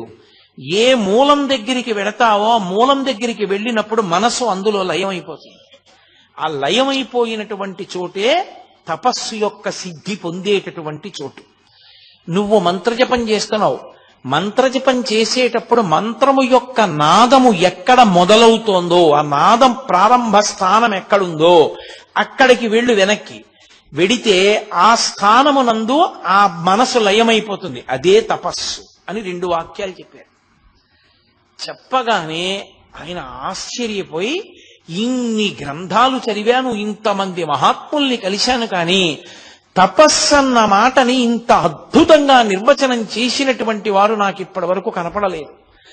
నా అదృష్ట విశేషం మహానుభావ, మీ దర్శనమైంది. తపస్సు అన్న మాటకి నాకు ఇవాళ యథార్థమైనటువంటి అర్థము గోచరించింది, తప్పకుండా అలా చేస్తానన్నారు. అనగానే భగవాన్ అన్నారు, గుహలో కూర్చో, వెళ్ళి గుహలో కూర్చుని ధ్యానం చెయ్యి, తపస్సు చెయ్యి అన్నారు. అనగానే ఏమదృష్టం, రమణ మహర్షి బయట కూర్చుని తాను విరూపాక్ష గుహలో కూర్చోవడం. వెంటనే గణపతి ముని ఆ విరూపాక్ష గుహలోకి వెళ్లి గుహలో కూర్చున్నారు. 1 గంట సేపు ధ్యానం చేశారు. రమణులు చెప్పినదేదో దాన్ని పూర్తిగా అనుభవించిన స్థాయి లేదు, కానీ మార్గం దొరికింది. సంతోషంతో మళ్ళీ బయటికి వచ్చారు. బయటికి వచ్చి ఆయనకి నమస్కరించే లోపల ఊరు వాడ ఈ వార్త తెలిసిపోయింది. కొండ మీద కూర్చున్నటువంటి మౌనస్వామి నోరు విప్పారట. ఎవరినో నాయనా అని పిలిచారట. ఎవరో ప్రశ్న అడిగితే 2 మార్గాలు చెప్పారట. తిరువన్నామలై అంతా కొండెక్కేసి, కొండెక్కేయగానే ఎవరైనా ఎవరితో మాట్లాడారు. పొద్దున్నంతా తిరువన్నామలలో ప్రశ్న, ఏ మహానుభావుడు వచ్చి నిలబడితే రథం కదిలింది. ఇప్పుడు ఏ మహానుభావుడితో రమణ మహర్షి మాట్లాడారు, వెంకటరామన్ మాట్లాడారు, ఈయన్నే చూపించారు. రథం నడిచింది ఈయన వల్లేట, ఇప్పుడు మాట్లాడింది ఈయన వల్లేట. అసలు రథం ప్రారంభమైంది నడవడం. వెంటనే రమణ మహర్షి చెప్పిన దానికి శ్లోక రూపం ఇచ్చి రమణ పంచకము అని రమణుల యొక్క తత్వం మీద 5 శ్లోకాలు చెప్తూ ఆయన అన్నారు, ఈయనకి వెంకటరామన్ కాదు, ఇక నుంచి భక్తులు ఆయన నామాన్ని జపం చేసుకోవడానికి వీలుగా ఆయన నామజపం చెయ్యడం చేత ఆయన అనుగ్రహంతో ప్రతిబంధకాల్ని పోగొట్టుకుని తత్వ విచారణ చెయ్యడానికి కావలసినటువంటి యోగ్యతని పొందడానికి అనువైన స్థితిని కలగడం కోసం ఈయనకి నేను రమణ అని పేరుంచుతున్నాను. ఆయన ఈయనకి నాయన అని పేరుంచారు, ఈయన ఆయనకి రమణ అని పేరుంచారు. నిన్న చెప్పాను కదా, భగవంతుని యొక్క విభూతులన్నీ ఆయన ఎందున్న కారణం చేత భగవాన్ రమణ మహర్షి అని పేరుంచుతున్నానని ఇక నుంచి అందరూ ఆయన్ని అలా పిలవాలి అని శాసనం చేశారు. అప్పటి నుంచి లోకంలో ఆయనకి భగవాన్ రమణ మహర్షి అన్న పేరు వచ్చింది. సరే, కొంతకాలం అయింది. అప్పటి నుంచి కావ్యకంఠ గణపతి మునితో మాట్లాడుతుండేవారు. వచ్చే వాళ్ళతో కూడా అప్పుడప్పుడు నోరు విప్పి మాట్లాడడం మొదలు పెట్టారు రమణ మహర్షి. కొంతకాలం అయిన తర్వాత కావ్యకంఠ గణపతి ముని అడిగారు, నాకు కూడా ఒక గుహా ప్రాంతం ఏదైనా విడిదిగా ఇవ్వండి, నేను ఆ గుహలో కూర్చుని నేను కూడా తపస్సు చేసి ఉమాసహస్ర రచన చెయ్యాలని కోరికగా ఉంది. పరదేవతా నామములను 1000 నామములను నేను ఉమాసహస్రం అన్న పేరుతో రచన చెయ్యాలి. అందులో అమ్మవారికి సంబంధించినటువంటి బీజాక్షరములన్నిటినీ కూడా నిక్షిప్తం చేస్తానన్నారు.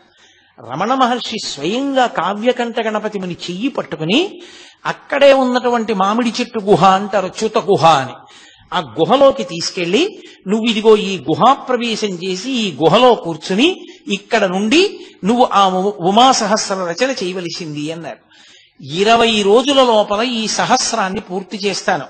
20వ రోజు అర్ధరాత్రి 12 గంటల వేల్టికి నేను ఈ ఉమాసహస్ర రచన పూర్తి చెయ్యలేకపోతే అప్పటి వరకు ఎంత రచన చేశానో ఆ రచన అంతా చింపేస్తానని ప్రతిజ్ఞ చేశాడు కావ్యకంఠ గణపతి ముని. అక్కడ వరకు బాగుంది. హరసహస్రం అన్ని శ్లోకాలు రోజూ చదివినా పరమశివుడు అన్నం పెట్టలేదన్న కోపంతో హరసహస్రాన్ని చింపేశారు అంతకుముందు. అందులో ఏవో కొద్ది శ్లోకాలే మిగిలాయి. ఇక్కడ నడుస్తోంది. ప్రతిరోజు ఆ ఉమాసహస్రం ఆయన ధ్యానం చేస్తుండేవారు, దాన్ని రచన చేస్తుండేవారు. హెచ్ఎమ్మాళ్ అన్నం పట్టుకొచ్చి ఇస్తుండేది. ఒకరోజు అకస్మాత్తుగా ఆయనకి ఉదయం 7 గంటలకే విపరీతమైన ఆకలేసేసింది. అది అమ్మవారి ఉపాసనలో ఉండేటటువంటి ఒక వైచిత్రి. అమ్మవారి ఉపాసన చేసేటటువంటి వాళ్ళకి బాగా తెలుస్తుంది. అకస్మాత్తుగా వాళ్ళకి పిచ్చాకలేస్తుంది. అంత పిచ్చాకలేస్తే నిజంగా మీరు తీసుకొచ్చి అన్నం పెట్టారనుకోండి, అన్నం చూడగానే త్రేణుపు వచ్చి వెళ్ళిపోతారు. అన్నం తిన్నంత కడుపు నిండిపోతాయి. కానీ పిచ్చి ఆకలేస్తూ ఉంటుంది. రామకృష్ణ పరమహంసకు అలాగే వేస్తుంటే వాళ్ళ గురువు గారు ఆయనతో ఉండేటటువంటి అంతేవాసి తీసుకెళ్లి అన్నం కుంభం చూపించారు. చూపించగానే ఆయనకి త్రేణుపు వచ్చింది. కాబట్టి ఈయనకి విశేషమైన ఆకలేసేస్తోంది ఉదయం 7 గంటలకి. రాత్రి పాలు తాగుతారు. ఎలా 7 గంటలకు అన్నం ఎక్కడి నుంచి వస్తుంది అనుకుంటున్నారు? ఆ హెచ్ఎమ్మాళ్ళకి అన్నం పప్పు వండుతోంది ఆవిడ. అకస్మాత్తుగా ఒక దివ్యస్వరూపం ఒకటి కనపడి వెంటనే గణపతి మునికి అన్నం పట్టుకెళ్ళి ఇచ్చేసేయని వినపడింది. ఆవిడ గిన్నెల్లో పట్టుకుని అన్నం పప్పు పట్టుకెళ్ళి చ్యుత గుహలో పెట్టింది. ఆయన రెండిటి వంక చూశారంతే, త్రేడుపులు వచ్చాయి. 17 రోజులైంది. 4 వంతులు పూర్తయిపోయింది ఉమాసహస్రం. ప్రతిరోజు సాయంకాలం భగవాన్ రమణ మహర్షి కూడా వచ్చి కూర్చుని అప్పటి వరకు ఎంత భాగం రచన పూర్తయిందో అంత భాగాన్ని ఆయన కూడా వింటూ ఉండేవారు, మాట్లాడుతూ ఉండేవారు, వెళ్ళిపోతూ ఉండేవారు. 4 వంతులు పూర్తయిపోయిన తర్వాత 17 రోజులు అయిపోయింది. ఇంకా 3 రోజులు ఉంది. 1/4 వంతు భాగం పూర్తవ్వాలి. వేలు మీద పెద్ద గోరు చుట్టు పుట్టింది. విపరీతమైనటువంటి పోటు. కలం ఇలా పట్టుకోలేకపోయారు. అలాగే ఇంకొక్క రోజు మాత్రమే మిగిలింది. ఒక్క శ్లోకం కూడా రచన చేయలేరు. ఈ ఉమాసహస్రం చదివి వినిపిస్తారని పక్క ఊళ్ళంతటా టౌకేశారు, పందిళ్ళేసేశారు, ఏదో ఉత్సవంలాగా. ఎందరో ఊళ్ళ నుంచి బయలుదేరి వచ్చేస్తున్నారు. ఇక్కడేమో వేలుకి గోరు చుట్టు, నడవట్లేదు. ఇంకా తెల్లవారితే 20వ రోజు. ఆ 19వ రోజు రాత్రి అరుణాచలంలో తిరువణ్ణామలైలో ఉండేటటువంటి ఒక వైద్యుడికి కల్లో పరమశివుడు కనబడ్డాడు. కనబడి కొండ మీద ఒక మహానుభావుడు ఉమాసహస్రం రచన చేస్తున్నాడు. వేలుకి గోరు చుట్టేసింది, రాయలేకపోతున్నాడు. నువ్వు వెంటనే వెళ్ళి దాన్ని శస్త్రచికిత్స చేయవలసింది అన్నారు. ఆయన వెతుక్కుంటూ రమణ మహర్షి దగ్గరికి వెళ్ళారు. రమణ మహర్షి ఈ గుహ చూపించారు. అప్పుడు ఈయనకి శస్త్రచికిత్స చేసి తీసి కట్టు కట్టారు. కట్టుండడం వల్ల రచన సాగలేదు. అప్పుడు ఆయన దగ్గర ఉండే స్నేహితులందరూ కలిసి అన్నారు, మరి ఇవాళ రాత్రి అయిపోవాలి 12 గంటల లోపల, ఎలా అంటే ఆయన అన్నారు, రమణ మహర్షి అన్నారు, ఆశువుగా కవితాధార చెప్పగలరు కాబట్టి 5 పృచ్ఛకులు తిరువణ్ణామలై నుంచి కొండ మీదకి వస్తారు. 5 పృచ్ఛకులు కూర్చుంటారు. 5 వృత్తాలలో ఇన్ని శ్లోకాలని వీరు ఆశువుగా చెప్తుంటే వాళ్ళు రాసేస్తారు. ఇటు తిరిగి ఇటు తిరిగి ఇటు తిరిగి ఇటు తిరిగి ఇటు తిరిగి చెప్పేస్తుంటే వాళ్ళు రాసేస్తుంటారు. 5 పృచ్ఛకులు కాగితాలు కలాలు పట్టుకుని ఆ లేఖకులు వచ్చేసి కూర్చున్నారు. రాత్రి అయింది. రమణ మహర్షి వచ్చి నడవట్లేదు రచన. రమణ మహర్షి వచ్చి ఏమీ పర్వాలేదు, ఇక నడుస్తుంది, మొదలు పెట్టండి అన్నారు. అని కావ్యకంఠ గణపతి ముని వెనక్కి వెళ్లి కూర్చుని సమాధిలోకి వెళ్ళిపోయారు. ఆయన సమాధిలోకి వెళ్ళిపోయారు. కావ్యకంఠ గణపతి ముని యొక్క నోటి వెంట వరద కింద వెళ్ళిపోయింది ఉమాసహస్రం. రాత్రి 12 కన్నా ముందే ఉమాసహస్రం పూర్తి అయిపోయింది. 5 రాసేశారు. అమ్మయ్య అయిపోయింది సహస్రం అన్నారు. రమణులు ఒక్కసారి బహిర్ముఖులై, నేను చెప్పినదంతా రాసుకున్నారా అని అడిగారు. అప్పుడు కావ్యకంఠ గణపతి ముని అన్నారు, పలికిన వాణ్ణి నేను, నా లోపల 12 లోపల పలికించడానికి గురువు అనుగ్రహంగా రమణులే చేరి బుద్ధి ప్రకాశం చేసి నా చేత పలికించారని. ఆ ఉమాసహస్రం ఎంత మంది చేతనో కొనియాడబడేటటువంటి గ్రంథం. అమ్మవారి బీజాక్షరముల యొక్క సంపుటీకరణంతో అమ్మవారి వైభవాన్ని అంత గొప్పగా కీర్తించేటటువంటిది. లక్ష్మీకాంతం గారని కావ్యకంఠ గణపతి మునికి చాలా అంతేవాసి. ఆయన మహానుభావుడు నాయన అన్న పేరుతో కావ్యకంఠ గణపతి ముని మీద ప్రత్యేకంగా ఒక పుస్తకం రాశారు. ఆ పుస్తకంలో ఈ ఉమాసహస్రంలో ఉండేటటువంటి కొన్ని శ్లోకాలని కూడా ఆయన అందులో చేర్చి చూపించారు. కాబట్టి అంత గొప్పగా ఉమాసహస్రం పూర్తయింది. తర్వాత శుద్ధప్రతులు పూర్తయ్యాయి. తన చేత రమణ మహర్షియే ఉమాసహస్రం పూర్తి చేయించి లోకానికి అందించారు అని కావ్యకంఠ గణపతి మునికి భగవాన్ రమణులంటే విశేషమైనటువంటి గురుభక్తి. ఎప్పుడూ ఆయన్ని గురుభావనతోనే చూస్తుండేవారు. రమణ గీత అని రమణ భగవానుడి యొక్క తత్వాన్నంతటినీ కూడా అద్భుతమైనటువంటి కవిత్వం రూపంలో తీసుకొచ్చిన మహానుభావుడు కావ్యకంఠ గణపతి ముని.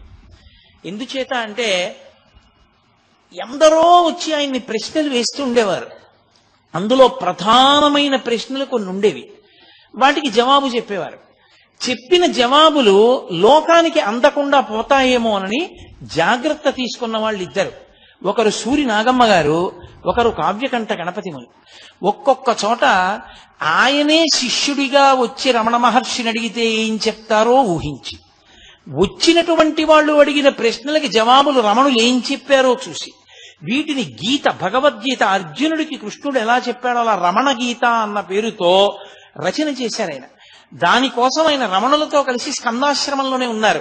ఆ రమణ గీత జరుగుతున్నప్పుడే అరుణాచల క్షేత్రానికి కాదు, ఈ భూమండలానికి ఒక పెద్ద ప్రమాదం తప్పింది. విశాలాక్షమ్మ గారు వచ్చారు. అప్పటికి కావ్యకంఠ గణపతి మునికి విశాలాక్షమ్మ గారికి కూడా 40 ఏళ్ల లోపే వయస్సు. కాబట్టి వాళ్ళు ఇంకా శారీరకమైనటువంటి సంబంధంతో ఉండవలసినటువంటి కోర్కెలకి అతీతులు అన్న స్థితిని నమ్మడం కష్టం లోకానికి. ఆయన విరూపాక్ష గుహలో కూర్చుని నేను ఆ రమణ గీత రచన చేస్తాను అని అడిగారు. అప్పటికి రమణ మహర్షి స్కందాశ్రమంలో ఉన్నారు. రమణ మహర్షి అన్నారు, తప్పకుండా చెయ్యండి అన్నారు. పళని అని ఉండేవాడు, పళనిస్వామి అని రమణ మహర్షి దగ్గర అంతేవాసి. ఆ పళనిస్వామిని పిలిచారు రమణ మహర్షి. పిలిచి ఆ గుహంతా చాలా కాలంగా రమణ మహర్షి విడిచిపెట్టేసిన కారణం చేత దాని చుట్టూ తుక్కు అవి పడిపోయి అది శుభ్రంగా లేదు ప్రవేశించడానికి. అదంతా శుభ్రం చేసి దాని తాళాలు ఇయ్యి కావ్యకంఠ గణపతి ముని అందులో కూర్చుని రమణ గీత రచన చేస్తారు. అమ్మగారు అనేవారు విశాలాక్షమ్మ గారు. అమ్మ అన్నం వండి పెడుతుంది అన్నారు. సటుక్కున పళన మహర్షి అన్నాడు, ఆయన భార్యతో ఉన్నారు కదా, విరూపాక్ష గుహలోకి భార్యా సహితులు వెళ్ళి ఉండకూడదు అన్నాడు. అంటే వెంటనే కావ్యకంఠ గణపతి ముని అన్నారు, నేను భార్యతో కలిసి ఉన్న వానప్రస్థుని, నేను అక్కడ సంసారం చేసేవాణ్ణి కాదు. నేను ఎటువంటి వాణ్ణో రమణులకు తెలుసు, రమణులు నాకు తాళం ఇస్తే రమణులు నన్ను వెళ్ళమంటే లోకం నమ్ముతుందన్నారు.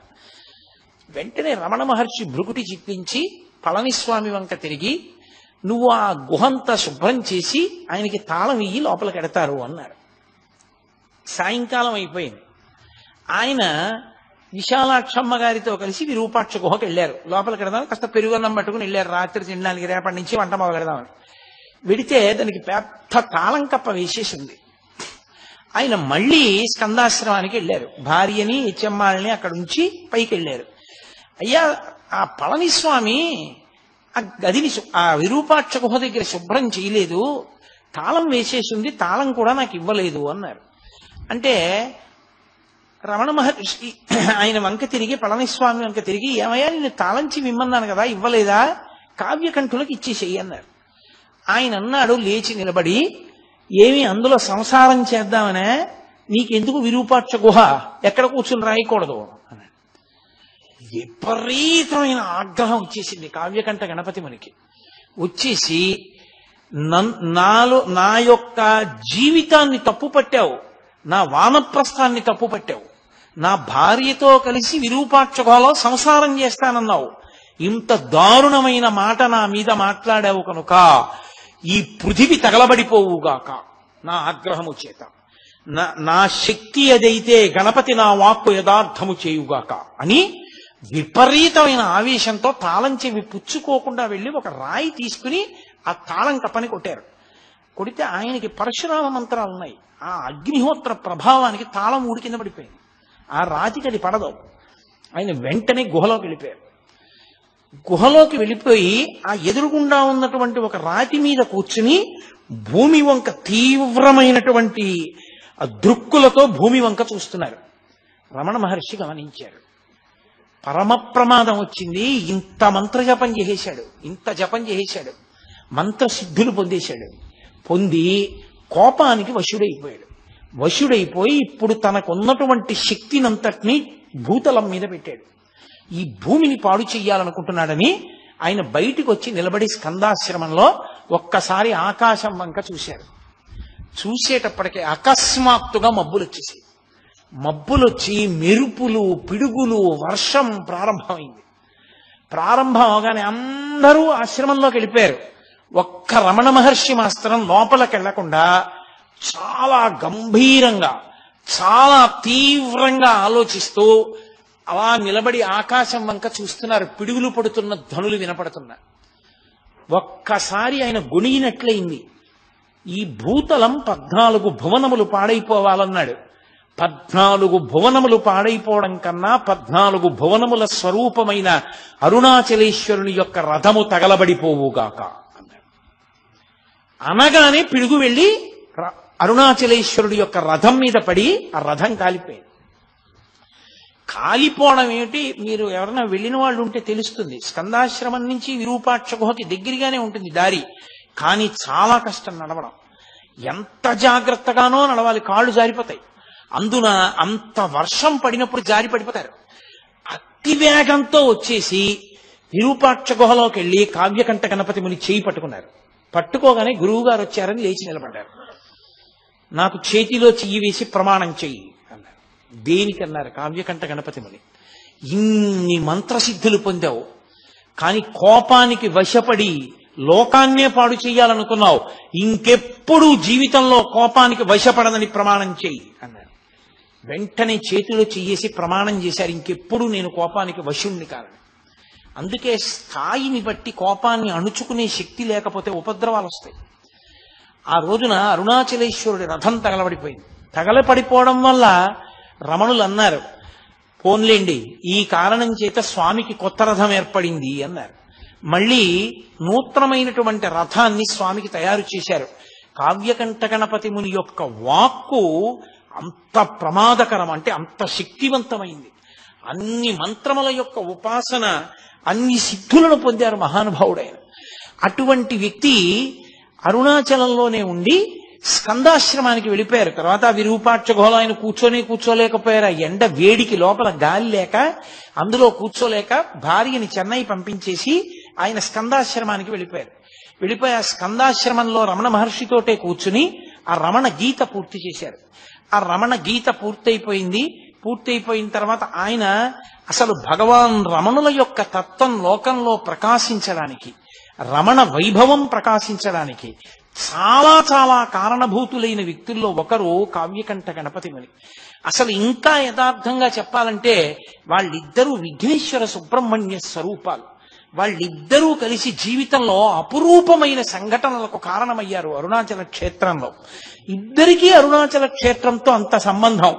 బహుశః కావ్యకంఠ గణపతి ముని అరుణాచలం వెళ్లి ఉండి ఉండకపోతే రమణుల నోటి వెంట ఒక్క మాట కూడా లోకానికి అందదు, రమణుల సందేశం కూడా అందదు.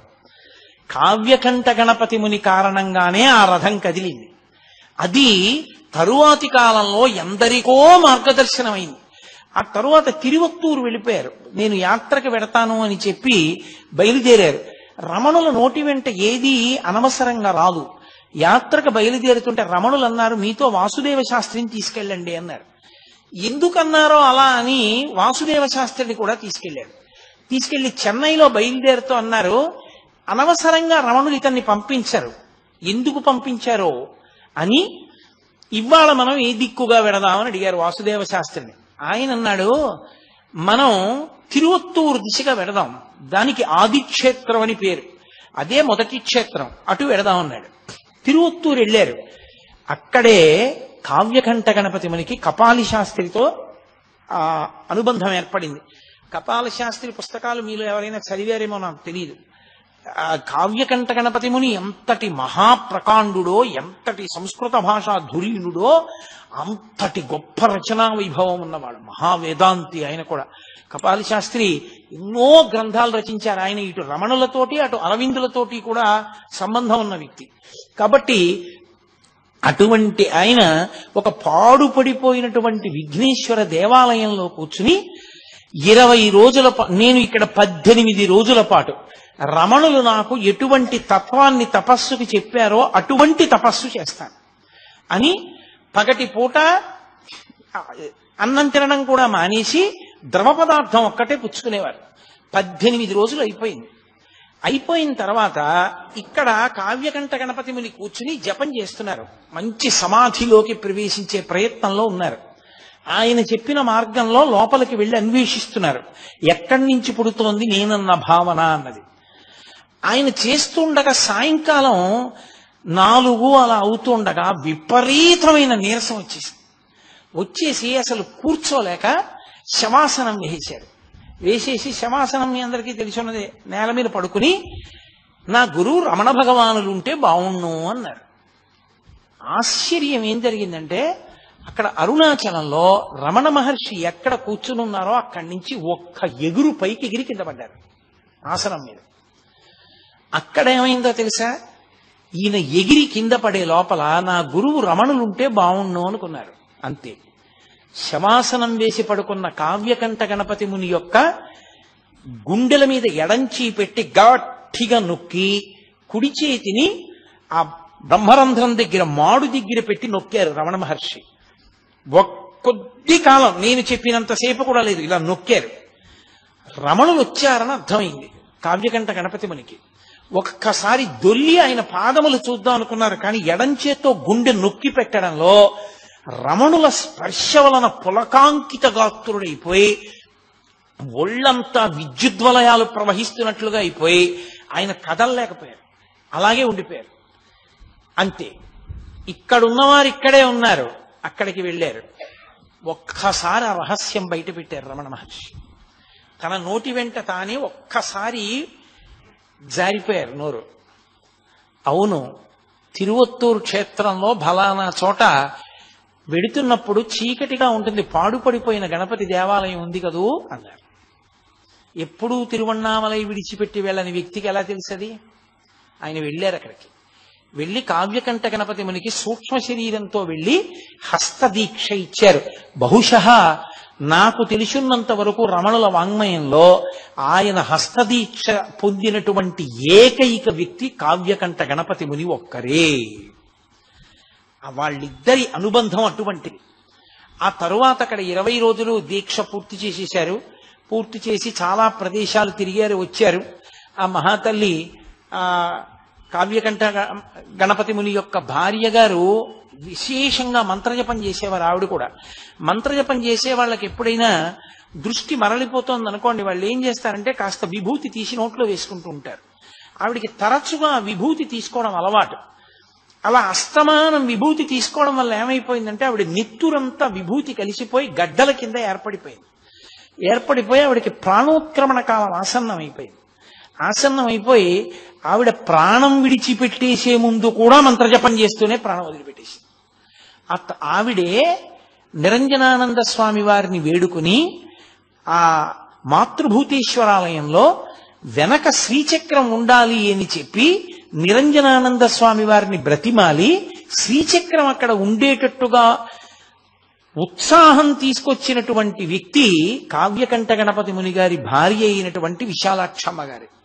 అంతటి అనుబంధం. తరువాతి కాలంలో కొన్ని కారణాలు జరిగాయి, అవి ఇప్పుడు అప్రస్తుతం. ఆ కొన్ని కారణముల చేత ఉత్తర భారతదేశం వైపుకు వెళ్లారు. అరబిందో ఆశ్రమానికి వెళ్ళవలసి వచ్చింది కావ్యకంఠ గణపతి ముని. ఆశ్రమానికి వెళ్లి అక్కడి నుంచి మళ్ళీ కలువరాయి వెళ్లి ఆశ్రమ నిర్మాణం చేసుకుని అక్కడి నుంచి బయలుదేరి ఆయన జీవితంలో చేసినటువంటి కించిత్ తొందరపాటు అనవలసి ఉంటుందేమో మహాత్ముల విషయంలో, అలా ఎంచి చూడడం మంచిది కాదేమో, వాళ్ళ జీవితానికి వాళ్లే తీర్పు చెప్పుకోవాలనుకుంటారేమో. ఆయన ఖర్గపూర్ వెళ్ళారు.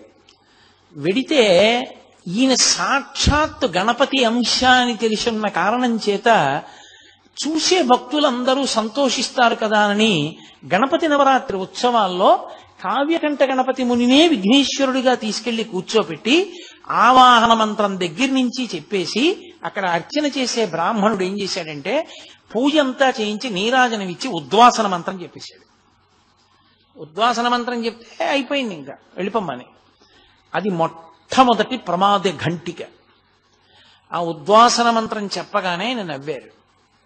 ఆ తరువాత ఆయన ఎవ్వరితో నోరు విప్పి చెప్పేవారు కాదు. సరి అయిన పండ్ల రసం కూడా లేక చాలా కష్టపడ్డారు పాపం మహానుభావుడు. కష్టపడి నేను మీతో మనవి చేశానే, ఆయనకి అత్యంత దగ్గర వారు లక్ష్మీకాంతం గారని. ఆయన వెళ్ళినప్పుడు ఏమైందంటే బ్రహ్మాండమైనటువంటి వర్షం పడింది. లక్ష్మీకాంతం గారు వెళ్ళినప్పుడు ఈ కావ్యకంఠ గణపతి మునప్పుడు ఒక పాకలో ఉన్నారు. పాకంతా కురిసేసింది. అంతటి మహానుభావుడు అటువంటి స్థితిలో ఉన్నారు ఆ సమయంలో, కష్టకాలం. ఆయన పడుకున్న మంచం తప్ప మిగిలిన చోటంతా వాన కురిసేస్తోంది. లక్ష్మీకాంతం గారు అన్నారు, ఎందుకు ఇక్కడ ఆ ఖర్గపూర్లోని తెలిసి ఉన్నటువంటి మిత్రుడు ఉన్నాడు, అతని ఇంటికి వెళ్ళిపోదురు కానీ పోనీ మీకు ఏదైనా సమయం ఉంటే చెప్పండి, ముహూర్తం ఉంటే అప్పుడే వెడదామన్నారు. ఆయన ఒక నవ్వు నవ్వి రేపు మధ్యాహ్నం 2:30 వెళ్ళిపోతుంది అన్నారు. ఈయన అనుకున్నారు 2:30కి బయలుదేరతారు అనుకున్నారు. ఇంతలో అకస్మాత్తు పనొచ్చి కలకత్తా వెళ్ళవలసి వచ్చింది. ఆయన నేను వస్తాను రేపు మళ్ళీ అని అన్నారు. 12 గంటలకు ఆయన లక్ష్మీకాంతం గారు ఆఫీస్ నుంచి తిరిగి వచ్చి మళ్ళీ ఖర్గపూర్ బయలుదేరదామని బయలుదేరుతున్నారు. 12 గంటలకు ఆయన బట్టలు వేసుకుని బయటికి వచ్చి తాళం వేయబోతున్నారు. భార్యను అక్కడ ఉంచారు శుశ్రూషకి. పక్కింటి ఆవిడ వచ్చి, అయ్యో అన్నయ్య గారు బయలుదేరుతున్నారా, కొద్దిగా టీ తాగి వెళ్ళండి అన్నారు. కొద్దిగా టీ తాగి వెళ్ళమంటున్నారు కదా అని ఆయన ప్రభావం వెళ్ళిపోవలసిన సమయం ఆసన్నం అయిపోయింది. 12 గంటలకి ఆవిడ టీ తెచ్చేదాకా కదా అని అక్కడ పరుపు కనపడితే దాని మీద పడుకున్నారు. ఆవిడ వచ్చి అరిచింది. ఆయన లేవలా.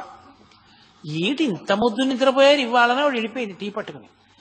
పైన గడియారం 12:30 కొట్టింది, 1 గంట కొట్టింది, 1 గంటన్నర కొట్టింది, 2 కొట్టింది, 2:30 కొట్టింది. చిత్రం ఏమిటో తెలుసా, 12 కొట్టడం అయిపోయింది. అందుని ఎక్కువ మాటలు కొట్టదు ఇంకా. ఎందుకని 12:30కు ఒక్క మాటే, 1 గంటకు ఒక్క మాటే, 1 గంటన్నరకు ఒక్క మాటే, 2కి 2 మాటలే, 2:30కి మళ్ళీ ఒక మాటే, ఒక మాట కొట్టింది తెలివి వచ్చింది. 2:30 ఇలా చూశారు, అబ్బా 2:30 అయిపోయిందని. అకస్మాత్తుగా 2:30కి పాక విడిచిపెట్టి వెళ్ళడం కాదు, శరీరం విడిచిపెట్టేస్తున్నారనిపించింది. వదిలిపెట్టేశారు కావ్యకంఠ గణపతి ముని. ఆయన గబగబా బయలుదేరి వెళ్ళారు. ఏ సమయానికి తాను ఇల్లు మారతానన్నారో ఆ సమయానికి శరీరం వదిలేశారు. వదిలిపెట్టేసిన తర్వాత ఆయన శరీరాన్ని దహనం చేయాలా సమాధి చెయ్యాలా అనో పెద్ద చర్చ. అంటే ఆయన యజ్ఞోపవీతాన్ని విడిచిపెట్టలేదు. ఆ కారణం చేత ఆయనకి సమాధి ఇష్టం లేదు, సన్యాసాశ్రమ స్వీకారంగా భావన చేయడానికి వీల్లేదని ఆయన్ని దహనమే చేశారు. చేసి మహానుభావుడు అవతార పురుషుడుగా వచ్చినటువంటి వ్యక్తి, నేను అరుణాచలంతో ఉన్న సంబంధం, రమణులతో ఉన్న సంబంధం వరకే నేను ఇవాళ స్పృశించాను. ఎందుకంటే రమణుల గురించి మాట్లాడేటప్పుడు, అరుణాచలం గురించి మాట్లాడేటప్పుడు కావ్యకంఠ గణపతి ముని గురించి ప్రస్తావించకపోతే అసలు దానికి పరిపూర్ణత రాదు. అందుకని ప్రత్యేకంగా నేను కావ్యకంఠ గణపతి ముని గురించి మాట్లాడుతూ మిగిలిన భాగాన్నంతటినీ పక్కన పెట్టేశాను. ఒక్క అరుణాచల సంబంధం ఒకటే నేను ప్రస్తావన చేశాను. చిత్రం ఏంటంటే ఆయనకి అనారోగ్యంగా ఉండి బ్రతకరేమోనని అనుమానం వచ్చినప్పుడు 2 టెలిగ్రాములు ఇచ్చారు రమణ మహర్షికి. మళ్ళీ రిప్లై టెలిగ్రాములు వచ్చాయి. రమణ మహర్షికి చూపించాం, ఆయన ఆరోగ్యం ఆందోళనకరంగా ఉందని. భగవాన్ చూసి పక్కన పెట్టేశారు, ఏమీ మాట్లాడలేదు. రమణులకి కూడా తెలుసు అయిపోయింది అవతార పరిసమాప్తి అని. కాబట్టి రమణుల కన్నా ముందే అవతార పరిసమాప్తి చేసినటువంటి వారు కావ్యకంఠ గణపతి ముని. కాబట్టి అలా సిద్ధి పొందారు మహానుభావుడు. ఆయన రమణుల యొక్క సమన్వయంలో అన్ని అద్భుతమైనటువంటి విశేషాలు జరిగాయి. కాబట్టి ఇవాళ మీతో నేను అరుణాచలము, కావ్యకంఠ గణపతి ముని, రమణ మహర్షి ఈ 3 మధ్యలో జరిగినటువంటి విశేషాల్ని చెప్పడానికి ప్రయత్నం చేశాను.